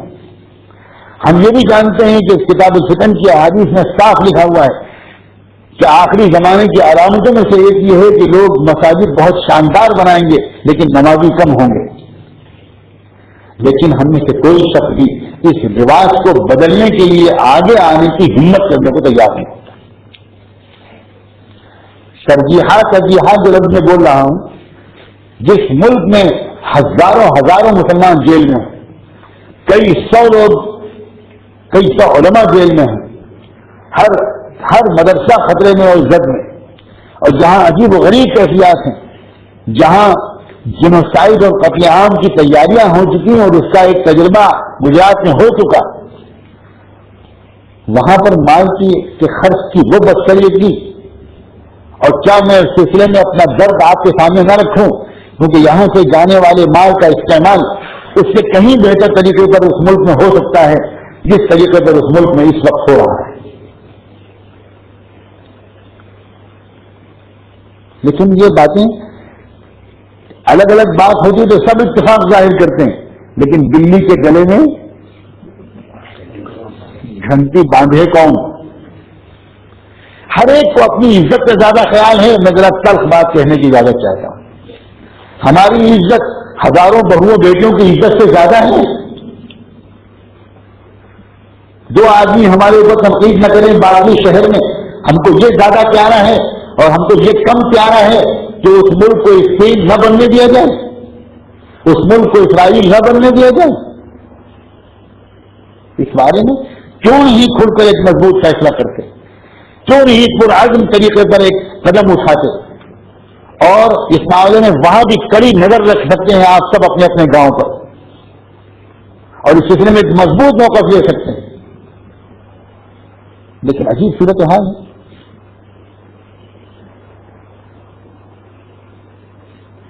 50 سال سے زکوٰۃ یہاں سے جا رہی ہے، لیکن کسی ایک آدمی کی غریبی ختم نہیں ہوئی۔ کیا یہ طریقہ قرآنی ہے؟ میں حضرات علماء سے پوچھتا ہوں، کیا زکوٰۃ کی ادائیگی کا یہ طریقہ صحیح ہے کہ زکوٰۃ دی جاتی رہے اور غریب زندگی بھر زکوٰۃ ہی لیتا رہے؟ کیا یہی یہ زکوٰۃ آئی تھی؟ میں اس سے پہلے کئی مرتبہ وہ واقعہ بیان کر چکا ہوں۔ ہندوستان کے اب تو موجودہ وائس پریزیڈنٹ ہیں، وہ پہلے وہ صوبے کے چیف منسٹر تھے، انہوں نے ایک جلسہ سیرت کے موقع پر علماء کو دیکھ کر ایک سوال کیا تھا اور یہ پوچھا تھا کہ میں جاننا چاہتا ہوں کہ وہ قوم جس کے پاس زکوٰۃ جیسا انسٹیٹیوشن ہے، آخر وہ قوم غریب کیوں ہے؟ میری سمجھ میں نہیں آتا، کیونکہ جس کے پاس زکوٰۃ جیسا انسٹیٹیوشن ہے، اس نے کہا میرے مطالعے کے نتیجے کے طور پر تو اس کی غریبی کو بہت جلدی دور ہو جانا چاہیے۔ لیکن میرے بزرگوں، ہم عجیب غریب بات ہے، عجیب صورتحال ہے۔ پھر میں بات عرض کرتا ہوں کہ ہم نے جو نصاب پڑھا ہے اس کے پورے احترام کے ساتھ میں کہتا ہوں وہ خلافت بنو امیہ بنو عباسی کے دور کا لکھا ہوا بلکہ فتنہ تاتار کے زمانے کے لکھے ہوئے فتاوی ہیں جن کو ہم کوٹ کرتے ہیں، اور ہم بالکل بھول گئے زکوٰۃ کے اس نظام کو جو اللہ تعالیٰ نے قرآن مجید میں دیا تھا۔ یہ بلا وجہ اللہ تعالیٰ نے انما کلمہ حصر کے ذریعے بیان کیا تھا انما صدقات للفقراء والمساکین. آج کیا حالت کیا صورتحال ہے. میں بہت صاف لفظوں میں کہنے کی آپ کی اجازت چاہتا ہوں. دینی مدارس میں پڑھنے والے غریب بچے یقینی طور پر زکوٰۃ کا مصرف ہیں اور بہت اہم مصرف ہیں. اگر ہمارے ہندوستان جیسے ملک میں زکوٰۃ استعمال نہ ہوئی ہوتی تو ان بچوں کو دینی تعلیم نہ ملی ہوتی, گاؤں گاؤں عالم نہ بنے ہوتے لوگ اور ارتداد پھیل گیا ہوتا. اس کا انکار صرف وہی شخص کر سکتا ہے جو مکاتب و مدارس کے نظام کا قدردان نہ ہو. اللہ کرے ہم میں کوئی ایسا بے عقل یہاں پر نہ بیٹھا ہو جو مکاتب و مدارس کے نظام کو حقیر سمجھے. مکاتب و مدارس کا یہ نظام ہی ہے جس نے اس ملک میں بہت سے دجالی منصوبوں کو ابھی تک کامیاب نہیں ہونے دیا. لیکن اس کے ساتھ ساتھ کیا وہاں گاؤں گاؤں محلے محلے ایسی بیوائیں نہیں ہیں, ایسے یتیم نہیں ہیں, ایسے معذور نہیں ہیں, ایسے اپاہج نہیں ہیں, ایسے مظلوم نہیں ہیں اور ایسے قیدی نہیں ہیں جن تک زکوٰۃ پہنچنی چاہیے, جن تک بھی زکوٰۃ پہنچنی چاہیے؟ کیوں اس کا انتظام نہیں ہو پاتا؟ آپ حضرات کی نگرانی میں اپنے اپنے گاؤں میں اس کا انتظام کیوں نہیں ہوتا کہ بھائی زکوٰۃ مدرسوں میں بھی جائے اور زکوٰۃ عام غریبوں کو بھی جائے؟ ابھی جو حضرت مولانا ایوب صاحب برکاتہ نے شروع میں جو ایک بات یاد فرمائی اور اس کے رونگٹے کھڑے کر دیے جب حضرت مولانا قاری صدیق رحمۃ اللہ علیہ کا وہ تذکرہ ان کی زبان سے نکلا تو وہ کیا کچھ یاد آ گیا ہمیں. یہ جو وہاں پہ تھوڑی سی کوشش ہو رہی ہے یہ کیا ہوا؟ اس کے پیچھے منظر, اس کے پیچھے تاریخ کیا ہے؟ رحمان فاؤنڈیشن کے نام سے میں کسی ادارے کا تعارف کرانے کے لیے نہ آیا ہوں, نہ آتا ہوں, نہ انشاءاللہ آؤں گا. اس کے پیچھے منظر کیا ہے؟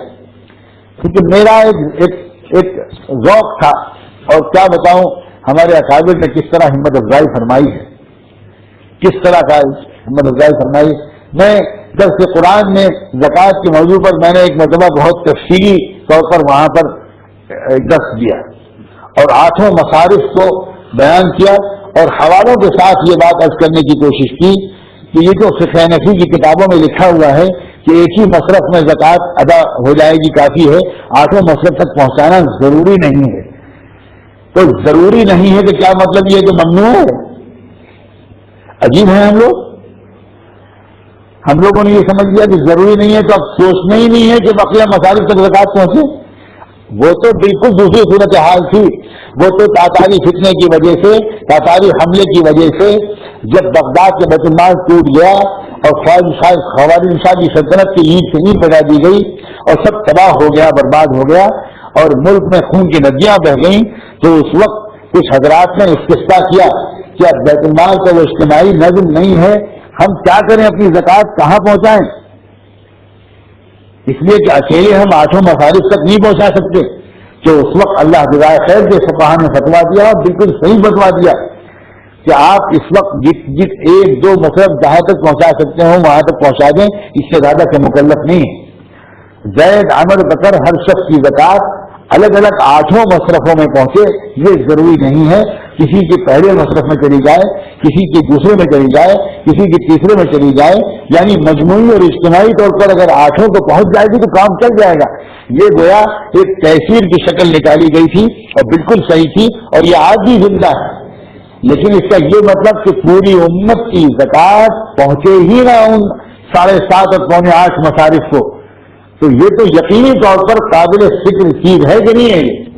میں نے ایک موضوع پر یہ درس دیا, وہ درس کا کیفیت ہمارے اکابر یہ اللہ مبوسعت جو مقابر میں تھی اللہ تعالیٰ ہم مصاغر کو بھی عطا کرے. ہم کیا عرض کریں آپ سے کہ کیا آپ یقین کریں گے کہ حضرت مولانا قاری صدیق صاحب رحمۃ اللہ علیہ اپنے وقت کا امام, وہ میرے جیسے حقیر معمولی بالکل ناقابل ذکر طالب علم کے درس قرآن کے کیفیت پابندی سے سنا کرتے تھے. مجھے خبر بھی نہیں ہوتی تھی, وہ منگواتے تھے اور ان کو چونکہ فرصت تو تھی نہیں, تو جب وہ ایک علاقے سے دوسرے علاقے میں جاتے تھے تو ٹیپ ریکارڈر رکھ لیا کرتے تھے رومال میں چھپا کر کسی سے کہہ کے, کیونکہ وہاں کی گاڑیوں میں تو ٹیپ ریکارڈر ہوتے نہیں ہر گاڑی میں, اور گاڑی ملتی بھی کہاں تھی. حضرت قاری صاحب تو وہ تو کبھی ٹرک پر سوار ہوتے تھے, کبھی سائیکل پر سوار ہوتے تھے, کبھی بیل گاڑی میں سوار ہوتے تھے. تو وہ کیسے تو انہوں نے سنا, اس کے بعد سے حضرت نے مجھ سے ہر ملاقات میں کہنا شروع کیا کہ مولانا اللہ تعالیٰ کا فضل ہے کہ آپ نے اس پورے نظام کو سمجھا ہے، تب کسی کا انتظار نہ کیجیے، آپ وہ زکوٰۃ کا اجتماعی نظام خود قائم کیجیے اور میں پوری طرح ساتھ ہوں، آپ جہاں قائم کیجیے۔ اللہ تعالیٰ مجھے فرمائے، میں کبھی میں نے سوچا بھی نہیں کہ میں اس کی ہمت کروں، بہت بڑی ذمہ داری اپنے کندھے پر لینا ہے کہ شہر کے لوگوں کی زکوٰۃ ایک جگہ پر جمع ہو، تو وہ تو دے کر بڑی ذمہ ہو گئے اور اب ذمہ داری میری ہو گئی کہ میں اس کو پہنچاؤں ہر مستحق تک وقت مقرر کے اندر۔ تو ایک مرتبہ حضرت بہت بیمار ہوئے، اپنی وفات سے کچھ مدت پہلے کی بات ہے، کچھ سال پہلے کی، بہت زیادہ بیماری کی خبر ملی، معلوم ہوا کہ لکھنؤ کے قریب جو کانپور شہر ہے اس میں ایڈمٹ ہیں، تو میں وہاں عیادت کے لیے حاضر ہوا۔ تو ایک ہاتھ میں گلوکوز چل رہا تھا اور ایک ہاتھ سے بلڈ چل رہا تھا، بہت ہی زیادہ نازک حالت میں تھے۔ اسی حالت میں مجھے اندر بلوا لیا اور عیادت اور مزاج پرسی اور طبیعت کا جواب دینے کے بجائے اسی حالت سے میرا ہاتھ پکڑنے کی کوشش کرتے ہوئے فرمایا کہ بھائی مولانا، بہت دن سے آپ سے درخواست کر رہا ہوں کہ زکوٰۃ کا اجتماعی نظام قائم کر دیجیے، اب تو شاید میں دنیا سے جا رہا ہوں، ذرا اس کو جلدی کر دیتے تو میں بھی دیکھ لیتا، میری آپ سے درخواست ہے کہ اس میں دیر نہ کیجیے۔ اور پھر یہ جملہ کہا مولانا، لوگوں کو پتہ نہیں ہے، بہت سی مسلمان عورتیں بھوک اور اپنے بچوں کی بھوک کی وجہ سے جسم کو بیچ رہی ہیں، لوگوں کو کیا معلوم، اور یہ جملہ کہا مدرسے والوں کو کیا معلوم، یہ انہیں کہنے کا حق تھا۔ جیسے حضرت نے ذکر فرمایا، بالکل صحیح ذکر فرمایا مولانا ایوب صاحب نے کہ واقعی جب ان کا جنازہ جب اٹھا ہے اور انتقال کی خبر گئی ہے تو بہت سے لوگ تو یہ دیکھ کر دنگ رہ گئے کہ آس پاس کے گاؤں کے سینکڑوں اور بے شمار ہندو عورتیں دہاڑے مار کر رو رہی تھی اور عجب کیفیت تھی وہاں۔ پوچھنے والوں نے پوچھا کہ کیا بات ہے وہاں، کہ اللہ واقع نہیں، تو انہوں نے کہا کہ تمہیں کیا معلوم، 7 سال سے جب سے ہمارے شوہر مرے تھے، کسی نے کہا ہمارا بیٹا مرا تھا، کسی نے کہا 3 سال سے جب سے یہ ہوا تھا، اپنے کندھے پر گیہوں کا آٹے کا بورا رکھ کر رات میں پہنچایا کرتے تھے۔ یہ ہیں ہمارے قابل، ان کے ہم نام لے رہے۔ بہرحال یہ حضرت کی توجہ کی برکت تھی کہ میرے اندر ہمت آئی، میں نے حضرت وارث ماجد سے پوری بات ذکر کی، انہوں نے فرمایا ان کا حکم ہے، اللہ کی مدد آئے گی، کرو کام شروع کرو۔ ایک مسجد میں شہر کے لوگوں کو جمع کیا، حضرت قاضی صاحب خود تشریف لائے، بڑی دردناک اور رقت انگیز تقریر فرمائی، اور اس وقت سے وہ بالکل ان کی روحانیت کی برکت ہے کہ دیکھتے ہی دیکھتے چند سال کے عرصے میں اللہ تعالیٰ نے ایسا کام لے رہا ہے، آپ دعا فرمائیں اللہ نظر بس کے بچائے اور اس کو مزید ترقی کے ساتھ جاری رکھے۔ کہ اب یہ صورتحال ہے کہ سرکاری اسپتالوں میں جو مریض ایڈمٹ ہوتے ہیں گورنمنٹ ہاسپٹلس میں، بڑے بڑے ہاسپٹلس میں، وہاں سے گورنمنٹ ہاسپٹل کے سپرنٹینڈنٹ کے خطوط آتے ہیں ہمارے پاس کہ ہمارے ہاں ایک مریض آیا ہے، غریب ہے، اس کے کڈنی ٹرانسپلانٹیشن ہونا ہے، 1.5 لاکھ روپے کا خرچ ہے، کیا رحمان فاؤنڈیشن سپورٹ کر سکتا ہے؟ اگر کرے تو ہم اس کو آپریشن کی ڈیٹ دیں گے۔ لٹے پھٹے ہندوستانی مسلمانوں کو اللہ یہ مقام دے دے تو حکومت ان سے مدد مانگے اپنے شہریوں کی خدمت کے لیے، کیا یہ رحمت دو عالم کا معجزہ نہیں ہے؟ شہری حکومت سے مدد مانگیں، یہ تو سب نے سنا ہے، لیکن حکومتیں شہریوں سے مدد مانگیں، یہ تو تب سنے گی حکومتیں، تب سنیں گے لوگ جب زکوٰۃ کا اجتماعی نظام قرآن اور مزاج نبوت کے مطابق قائم ہوگا۔ آپ مضبوطی کے ساتھ کر سکتے ہیں، آپ منبر و محراب کی زینت ہیں، آپ کے پیچھے عوام چلتے ہیں، آپ کے پیچھے سینکڑوں مردوں اور عورتوں کے مال خرچ ہوتے ہیں آپ کے مشورے سے۔ خدا کے لیے میں ہرگز یہ کہنے کے لیے نہیں آیا ہوں کہ آپ رحمان فاؤنڈیشن میں پیسہ بھجوائیے، میں یہ کہنے کے لیے آیا ہوں کہ اپنے اپنے شہروں اور علاقوں کے اندر زکوٰۃ کا اجتماعی نظام قائم کروائیے۔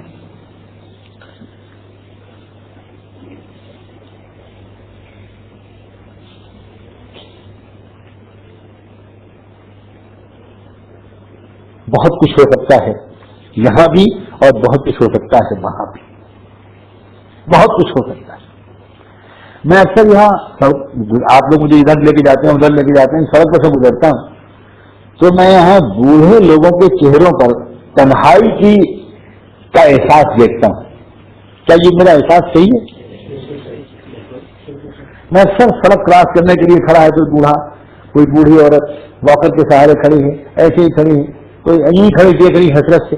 مجھے یہ نظر آتا ہے کہ یہ ایک عجب طرح کی تنہائی کا احساس ہے. حضرات علماء کرام، میں ہاتھ جوڑ کے آپ سے کہتا ہوں، آپ انہی بوڑھوں سے محبت بھری ملاقاتیں شروع کر دی.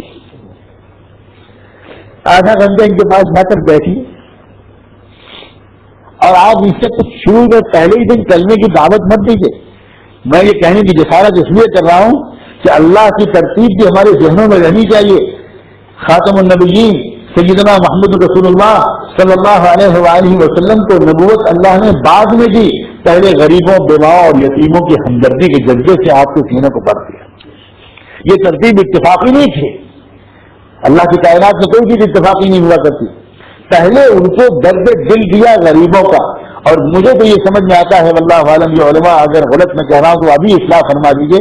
مجھے تو اس کی یہ حکمت نظر آتی ہے کہ ہم جب کسی کو آخرت کے دکھ سے بچانے کے لیے اس کو ایمان کی دعوت دیں اور اس کو یہ تجربہ ہوا ہو کہ اب تک جو دنیا کے دکھ مجھے پہنچے ہیں اس بارے میں تو ان کو کبھی کوئی فکر ہوئی نہیں، تو وہ کیسے یقین کرے گا کہ واقعی آخرت کے دکھ کے بچانے کے سلسلے میں ہم دردمند اور مخلص ہیں. اس کو یہ کہنے کا حق ہوگا کہ یہ مکاری چھوڑو، یہ سب پولیس لوگ کیا کرتے ہیں، یہ سب فادر اور پادری لوگ کیا کرتے ہیں، یہ جھوٹ موٹ کی بات اور تقریر چھوڑو. اگر واقعی میرے دکھ کا تم کو احساس ہوتا تو جب پرسوں میری جھوپڑی جلی تھی اور میرے گاؤں میں آگ لگی تھی یا میری بیوی بیمار پڑی تھی تب تک تم نہیں آئے تھے مجھے دیکھنے کے لیے. تو جو دکھ اس وقت ہے اس کی کوئی تم کو فکر ہے نہیں، اور جو مرنے کے بعد آئے گا اس کی فکر میں بہت دبلے ہو رہے ہو. یہ مکاری ہے تمہاری. اللہ نے انتظام کیا اور اللہ نے پہلے محمد رسول اللہ کے دل کو غریبوں، بیواؤں، یتیموں، معذوروں، بوڑھوں، اپاہجوں، مقروضوں، باہر کے آئے ہوئے مسافروں، بے کسوں، بے بسوں اور بے سہاروں کے خدمت سے اتنا بھر دیا کہ آسمان میں ایسا درد بھرا سینہ نہ کبھی پہلے دیکھا نہ کبھی آئندہ دیکھے گا. اس کے بعد جب اللہ تعالیٰ نے اس سے کہا کہ محمد، صرف دنیا کے دکھوں سے بچانا تمہارا کام نہیں ہے، آخرت کے دکھوں سے بچانا بھی تمہارا کام ہے، تب رحمت للعالمین کا لقب ان کو ملنے کے وہ مستحق قرار پائے. ہمارے پاس کتنا خالی ٹائم ہوتا ہے.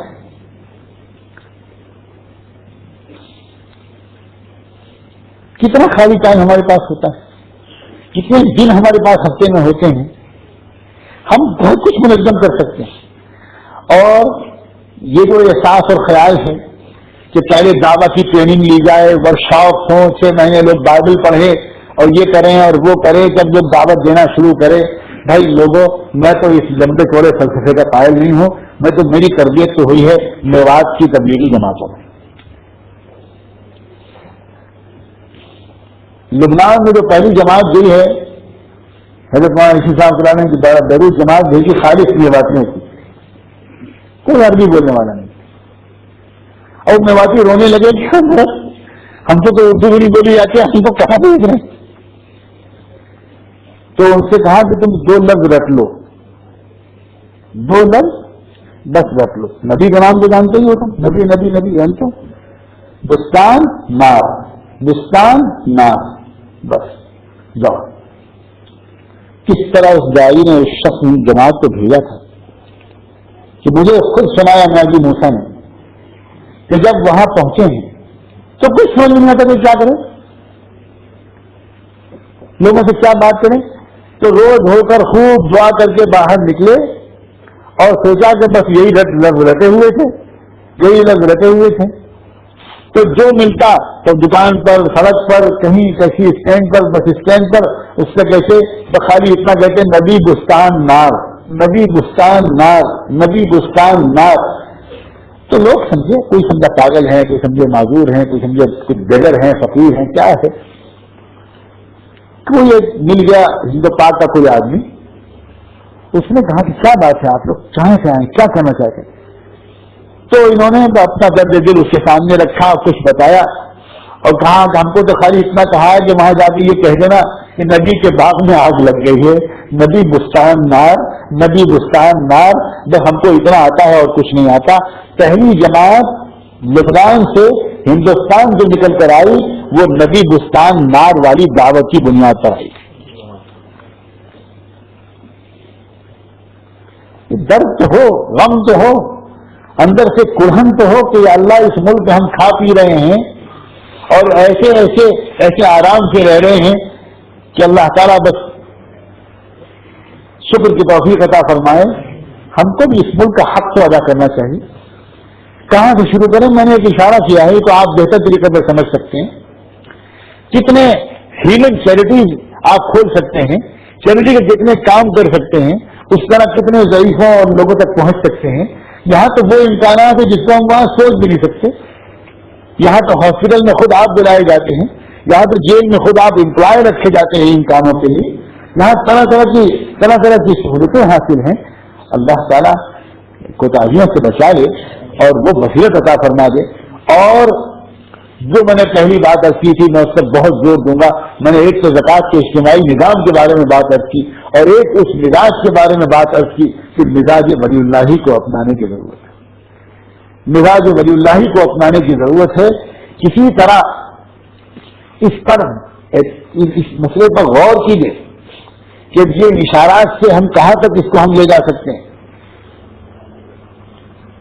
امت کے بنانے کی اور اس دور میں جن حالات میں ہم ہیں اس دور میں لے جانے کے تقاضے کیا ہیں.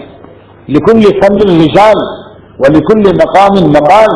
لوگ ہر معاملے میں ہر بزرگ کے مقولے کو جو کوٹ کرتے ہیں تو کبھی کبھی مجھے خیال ہوتا ہے کہ اس معاملے میں بھی گہرائی کی ضرورت ہے کہ کس مرض کا طبیب کون تھا، کس مرض کا اسپیشلسٹ کون ہے، کس معاملے میں ریفر ہمیں کس کو کرنا چاہیے.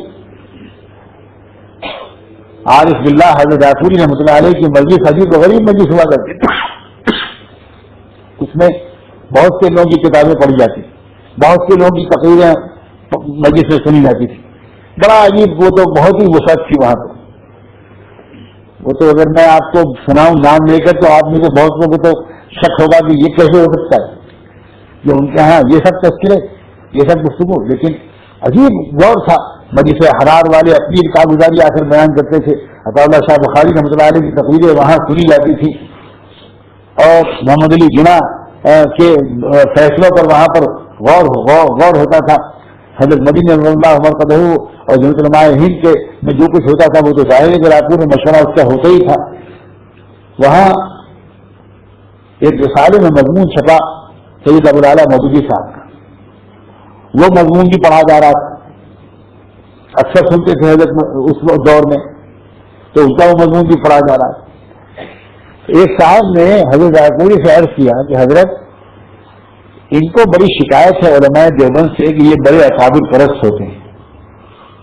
مودودی صاحب کو یہ شکایت ہے علماء دیوبند سے کہ یہ اکابر کی پرستش ان کے اندر بہت ہے. تو حضرت غافوری نے کیا جواب دیا کہ بھائی مولوی صاحب غلط تو نہیں کہتے ہو، مگر ہم بھی کیا کریں، ہمارے اکابر تھے ہی ایسے. کیا خوبصورت بات. کون داد دے گا اس بات کی خوشی کی کہ غلط تو نہیں کہتے، مگر ہم بھی کیا کریں، وہ تھے ہی ایسے. اور پھر کہا انہوں نے بھی اگر قریب سے دیکھ لیا ہوتا تو ان کو بھی عشق ہو جاتا. ہم کریں کیا، وہ تو تھے ہی. دیکھیے یہ نگاہ اس شخص کی تھی جس کی پوری صورتحال عالمی حالات تک تھی اور جو مجھے دیکھتا تھا کہ کسی طرح مجھے وہ ہیرے جواہرات مل جائیں جن کے قلب کو میں عشق خداوندی کی نور سے بھر دوں اور پھر وہ کام کرے. یہ تو خانقاہیں ہوا کرتی تھی. یہیں سے تو افراد تیار ہو کر انقلاب برپا کیا کرتے تھے. یہ نہیں ہوتا تھا کہ خانقاہ کے بغیر کوئی انقلاب برپا کر دے، یہ بھی نہیں ہوتا تھا. اور یہ بھی نہیں ہوتا تھا کہ جو ہیرے جواہرات خانقاہوں میں آئے وہ خانقاہوں میں دفن بھی ہو جائیں، یہ بھی نہیں ہوتا تھا. بہت عجیب و غریب نظام تھا.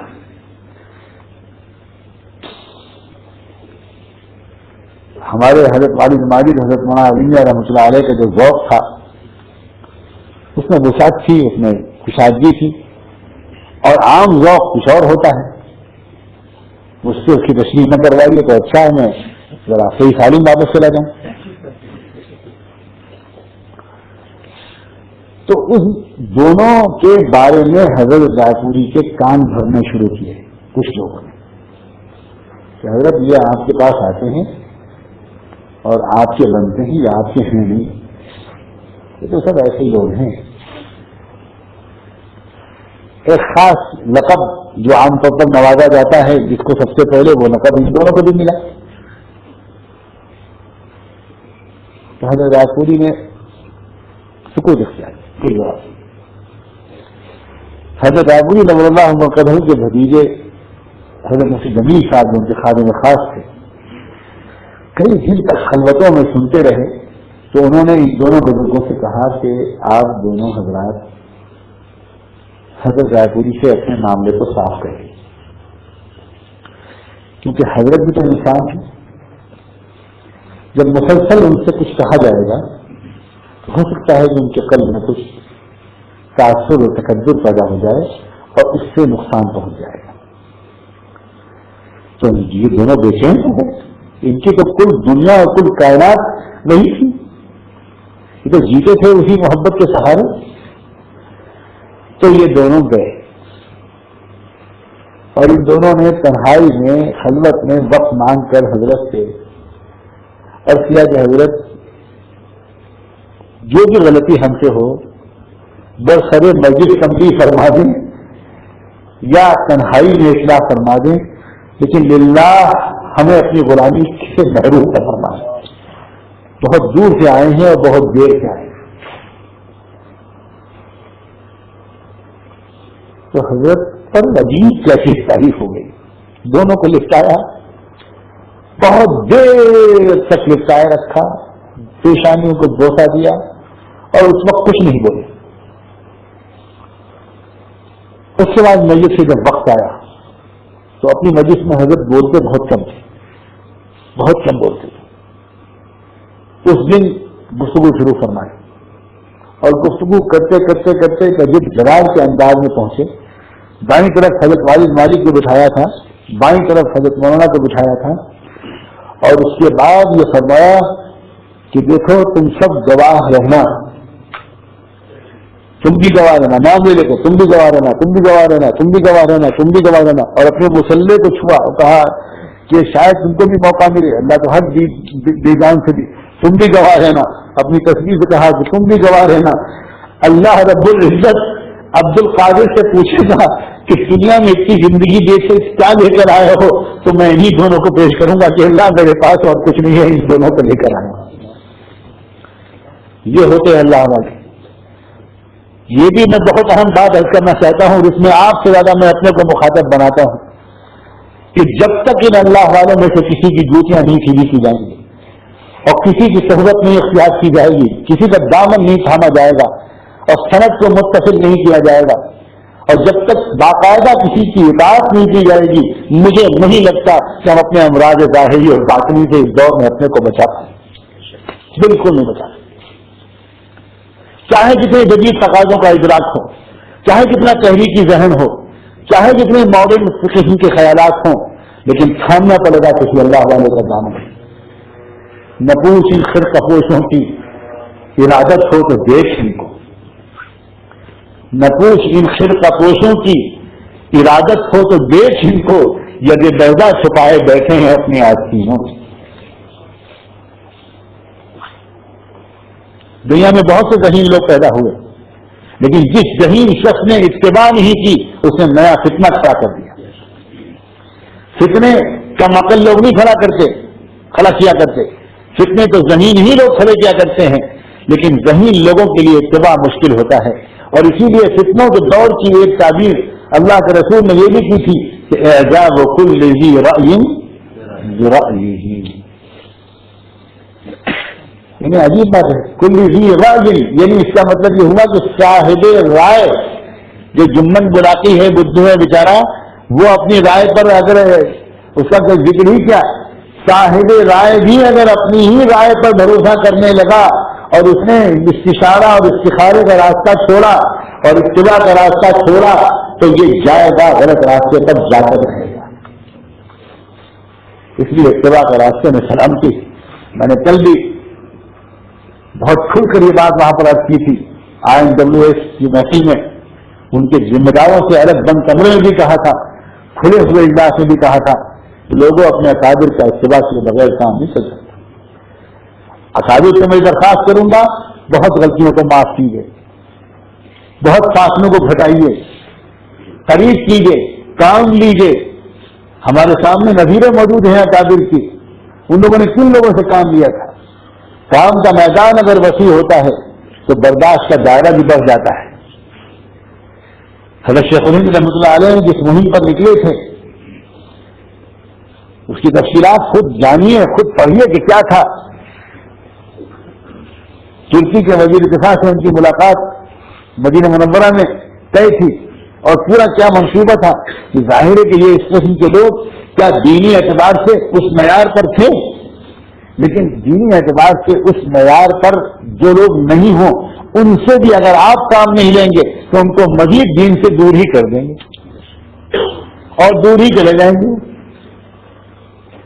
مجدد الفسانی رحمۃ اللہ علیہ کے مکتوبات میں اپنے نوجوان اساتذہ سے درخواست کروں گا، علماء سے، کہ انہیں ضرور پڑھیں۔ مجدد صاحب نے اتنا زبردست انقلاب برپا کیا۔ اکبر جو ملحد تھا، صرف ملحد نہیں بلکہ ہندوستان میں ہندو راشٹر قائم کرنے کی جو پہلی سنگ بنیاد پڑی تھی وہ تو اکبر کے زمانے میں پڑی تھی۔ نیا دین الہی بنایا تھا اس نے، اپنے آپ کو صاحب زمانہ کہتا تھا۔ اس کا عقیدہ تھا کہ محمد رسول اللہ کی نبوت اور رہنمائی کا دور ختم ہو گیا، 1000 سال تک کے لیے تھا اسلام ان کی رہنمائی کا دور، اب نیا ہزارہ شروع ہوا ہے الفسانی۔ اور اکبر کو گمراہ کرنے میں کن لوگوں کا ہاتھ تھا؟ اکبر کو گمراہ کرنے میں 2 علماء کے تو ہاتھ تھا، ابو الفضل اور ابو الفضول۔ پہلی کس طرح انہوں نے تربیت کی تھی، اور پھر عیسائیوں کے پادری، فرانس کے پادری، برطانیہ کے پادری، ہندوؤں کے براہمن، ایران کی شیعہ مجتہد، ان سب نے گھیرا بندی کر کے اکبر کو ایک باقاعدہ زبردست مہم کے تحت گمراہی کے راستے پر ڈالا تھا۔ اور اس کے نتیجے میں کیا ہوتا تھا؟ اللہ اکبر، سب سے پہلے صبح کو اٹھ کر سورج کی پوجا ہوتی تھی، سورج نمسکار کا آسن ہوتا تھا اکبر کے محل میں، باقاعدہ پوری طرح ہندوانہ مشرکانہ رسوم پورے ملک میں رائج کی جا رہی تھی، اور ایک مسلم نام نہاد مسلم بادشاہ کے ذریعے ہندوستان کو اسپین بنایا جا رہا ہے۔ پوری عجیب سازش تھی۔ اس وقت اللہ تعالیٰ نے اپنا بندہ کھڑا کیا، شیخ احمد سرہندی، جن کو اپنے نام سے لوگ کم جانتے ہیں اور مجدد الفسانی کے لقب سے زیادہ جانتے ہیں۔ ان کے خطوط پڑھیے، انہوں نے وہ انقلاب کیسے برپا کیا تھا، عجیب بندہ۔ انہوں نے کیا کیا؟ ملک میں جتنے عمرا، جتنے والیان ریاست، جتنے لشکر کے سپہ سالار، جتنے صوبے دار، جتنے فوجدار، جتنے جاگیردار، جتنے نوابین، جتنے لوگ ایسے تھے جن کے اندر تھوڑی سی بھی دینی چنگاری تھی، تھوڑی سی بھی رمق تھی، ان کو خطوط لکھنے شروع کیے اور ان پر اپنی محبت بھری توجہ ڈالنی شروع۔ اور آپ اگر ان خطوط کو پڑھیں تو آپ کو حیرت ہوگی کہ وقت کا امام، یعنی میں اب کیا کروں، جس کو پوری امت نے تسلیم کر لیا ہو کہ پورے 1000 سال کے پیریڈ کے لیے وہ مجدد تھا، وہ کتنا بڑا مقام اس شخص کا ہوگا، اس کا تقویٰ کتنا ہوگا، اس کا زہد کتنا ہوگا، اس کا علم کتنا ہوگا۔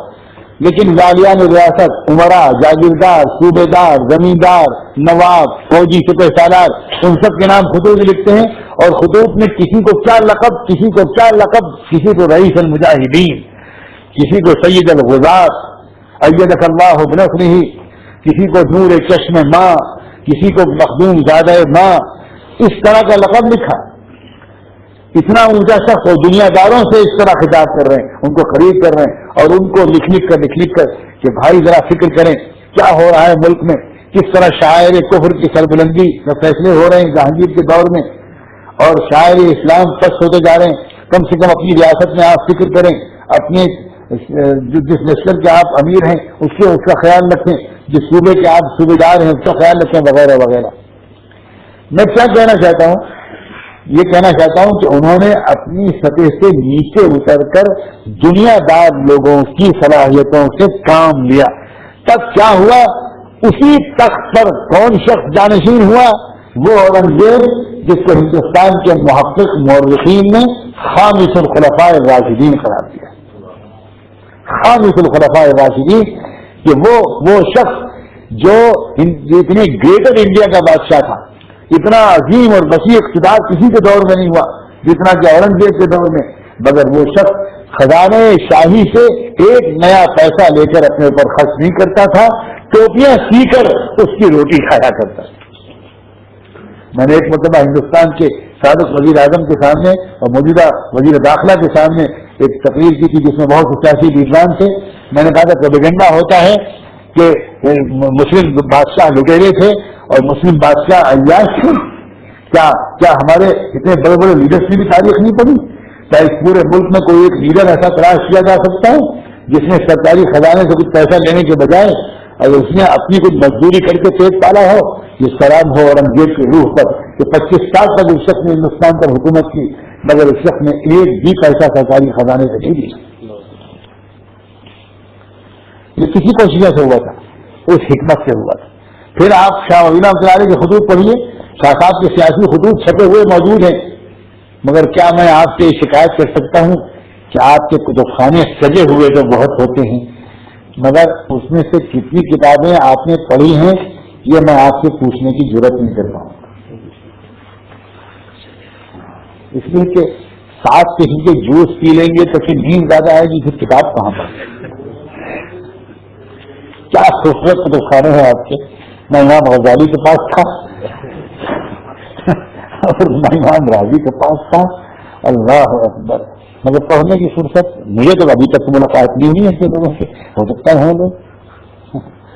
شاہ صاحب کے سیاسی خطوط پڑھی، شاہ صاحب نے لکھی. نجیب الدولہ ایک چیف تھا، ایک علاقے کا نگراں تھا. خانہ خانہ ایک شخص ذمہ دار تھا. شاہ صاحب نے کیا خطوط لکھے اور کن القاب سے لکھا ہے؟ عجیب و غریب القاب. ایک جگہ لکھا ہے حضرت مفتی صاحب نے کسی کو کہ لشکر دعا اور لشکر غزہ ان دونوں کے تعاون سے فتح آتی ہے.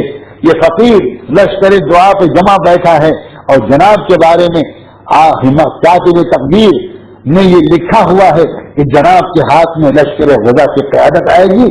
آگے بڑھیے اور اللہ کا کلمہ بلند کرنے کے لیے اپنا ذمہ داری پوری کیجیے. فقیر اپنی جماعت فقراء کے ساتھ ہموطن دعا گو.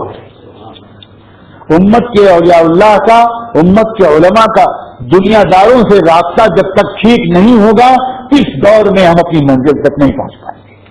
اور پہل دنیا دار کریں یہ ضروری نہیں ہے. ہمیں وارثین نبوت کو آگے بڑھ کر ان میں سے کچھ لوگوں کو تلاش کرنا پڑے گا، ان کو گلے سے لگانا پڑے گا. یہ ہے کل میری گفتگو کا حاصل. ہم یہ انتظار کریں کہ وہ ہمارے پاس پہلے آئیں. یہ انتظار کرنے کا یہ دور نہیں ہے. وہ دور ہوتا ہے جس کو میں نے شروع میں ذکر کیا. یہ دور تو وہ ہے کہ ہمیں خود تلاش کرنا پڑے گا، خود ڈھونڈنا پڑے گا، خود محبت بھرے قدموں سے جانا پڑے گا. حضرت شاہ اسماعیل شہید سے زیادہ مقدس ہمارے قدم نہیں ہیں. دہلی کے طوائفوں کے کوٹھے آج بھی گواہی دے رہے ہیں کہ ان طوائفوں کو توبہ کرانے والا وہی شاہ اسماعیل شہید ہوا. درس دے کر جامع مسجد دہلی میں وہ چھپ جایا کرتے تھے کہیں اور لوگ ڈھونڈ نہیں پاتے تھے ان کو. اور شاہ اسماعیل شہید کہاں ہوتے تھے؟ چاندنی چوک کے ان کوٹھوں میں جہاں مسلمان عورتیں اپنی عزت بیچا کرتی تھی اور وہاں جا کر زینے پہ بیٹھ جایا کرتے تھے. جب طوائفیں رات میں مخصوص وقت پر اپنا دروازہ کھولتی تھی کہ آج دیکھیں کون ہمارا جسم کا گاہک آیا ہے، تو یہ شاہ اسماعیل شہید وہاں پہنچتے. وہ عجیب سموہ بناتی کہ آج یہ کون شخص آ گیا، اور وہ شاہ اسماعیل شہید نیچی نگاہ کیے ہوئے اور یہ کہ آج کچھ پیسے میرے جیب میں تھا، میں لایا تھا، میں سوچ رہا تھا کہ آج اس پیسے سے کام چل جائے، تمہارا یہ پیسے کو میرا ہدیہ تحفہ قبول کر لو اور ایک دعا بھی میں تمہارے لیے تمہارے سامنے تمہارے گھر میں بیٹھ کے کرنا چاہتا ہوں. بی بی ادھر تو ہو جاؤ پردے کی طرف، تو میں ذرا نیچے بیٹھ کر دعا کر لوں. وہ سوچتی ہے پتہ نہیں کون بابا آ گیا ہے. دعا کا نام لیتے تو ہندوستان میں تو آدمی عقیدت مند ہوتا ہی ہے, ٹھیک ہے دعا کر دیجیے. وہ بیٹھ کے انہوں نے اپنے اے اللہ اپنی اس بندی کو جسم فروشی سے بچا لے, اس کو ہدایت دے دے اللہ اس کے جسم کو بچا لے اللہ یہ سزا تو ہم کو ملے گی کہ میری ایک بیٹی, میری ایک بہو, میری ایک بھتیجی یوں کر رہی تھی, اے اللہ میں تو نہیں جاؤں گا یہاں سے واپس. ان کی اس طرح دعائیں لکھی ہیں اس حوالے میں, میں نہیں جاؤں گا. وہ قدموں پہ گر پڑتی تھی, سرکار معاف کر دیجیے آج سے میں یہ گناہ چھوڑتی ہوں. اس طرح ہزاروں لاکھوں بیعت ہو جاتی. تو کیا کیا ہمارے بزرگوں نے, اللہ تبارک و تعالیٰ. اب میں اور کیا عرض کروں, میں نے کچھ زیادہ ہی وقت لے لیا, آپ حضرات کا معاف فرمائیے گا. اللہ تعالیٰ ان معروضات میں خیر و برکت ڈال دے. میرے اشاروں پر آپ بعد میں بھی اگر غور کرنے کے لیے وقت فارغ کریں تو اور بڑا کرم اور احسان ہوگا. غور کیجیے گا اس ملک میں ترجیحات کیا ہونی چاہیے, تعبیرات کیا ہونی چاہیے, باہر کی دنیا میں ہم کیسے کام کریں, آپس میں ہم کیسے رابطے رکھیں, ایک دوسرے کی صلاحیتوں کو کیسے استعمال کریں, اور امت کے جانی مالی وسائل کو یہاں سے لے کر وہاں تک صحیح استعمال کروائیں. اللہ تعالیٰ ہم لوگوں کو بھی توفیق دے کہ جو ذمہ داری ہم لوگوں نے اپنے کندھوں پر اٹھا رکھی ہے, اللہ تعالیٰ اس کو بھی ادا کرنے کی ہمیں توفیق عطا فرمائے. اور خاص طور پر وہاں مختلف کام جو ہو رہے ہیں وہ خدا کے لیے دعا کیجیے. ایک نئے کام کا بیڑا اٹھایا ہے بزرگوں کے حکم پر, حضرت والد صاحب کی وصیت پر, کہ ایک ایسا ادارہ قائم کرنا چاہ رہے ہیں. ہم لوگ کو کر دیا ہے, اس میں دینی تعلیم اور دنیاوی جو کہی جاتی ہے یہ دونوں بالکل ایک ساتھ ہو, تاکہ ایسے علماء تیار ہوں جو انگریزی زبان پر بھی عبور رکھیں, science, math, physics, chemistry, bio chemistry یہ سب بھی پڑھے ہوئے ہوں. اللہ کرے کہ ان سارے کاموں میں خیر و برکت اور قبولیت عطا ہو. وآخر دعوانا ان الحمد للہ. سبحان اللہ وبحمدہ, سبحانک اللہم وبحمدک, نشهد ان لا اله الا انت, نستغفرك ونتوب اليك, نستغفرك ونتوب إليه, نستغفرك ونتوب إليه. اللهم صل على سيدنا محمد صلاة تنجينا بها من جميع الأهوال والآفات, وتقضي لنا بها جميع الحاجات, وتطهرنا بها من جميع السيئات, وترفعنا بها أعلى الدرجات, وتبلغنا بها أقصى الغايات من جميع الخيرات في الحياة الدنيا وبعد الممات. إنك على كل شيء قدير, إنك على كل شيء قدير, إنك على كل شيء قدير. ربنا ظلمنا أنفسنا وإن لم تغفر لنا وترحمنا لنكونن من الخاسرين. اللهم اغفر للمسلمين والمسلمات والمؤمنين والمؤمنات الأحياء منهم والأموات.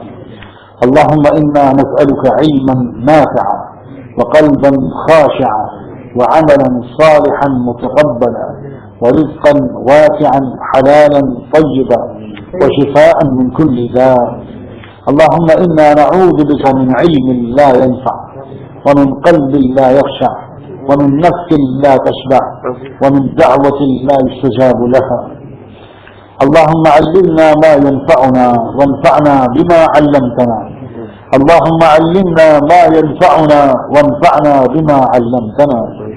اللهم علمنا ما ينفعنا وانفعنا بما علمتنا. اللهم فقهنا في الدين وعلمنا التأويل. اللهم فقهنا في الدين وعلمنا التأويل. اللهم فقهنا في الدين وعلمنا التأويل. اے اللہ ہم آپ کے بندے آپ کے حضور میں حاضر ہیں. اے اللہ ہماری نسبت علم نبوت سے ہے. اے اللہ مگر ہم کو اس کا اعتراف ہے کہ ہم نے علم نبوت کی تحصیل و تکمیل میں اور اس پر عمل درآمد میں ہم سے بڑی کوتاہیاں ہو رہی ہیں. معاف فرما دیجیے اللہ, بڑی بھاری ذمہ داری ہمارے کندھوں پر ہے. اے اللہ ہمیں اس ذمہ داری کو ادا کرنے والا بنا دیں. اے اللہ اس کی اہلیت ہم عطا فرما, اس کی ہمت عطا فرما, اخلاص نیت کا خاص اہتمام کرنے کی توفیق عطا فرما.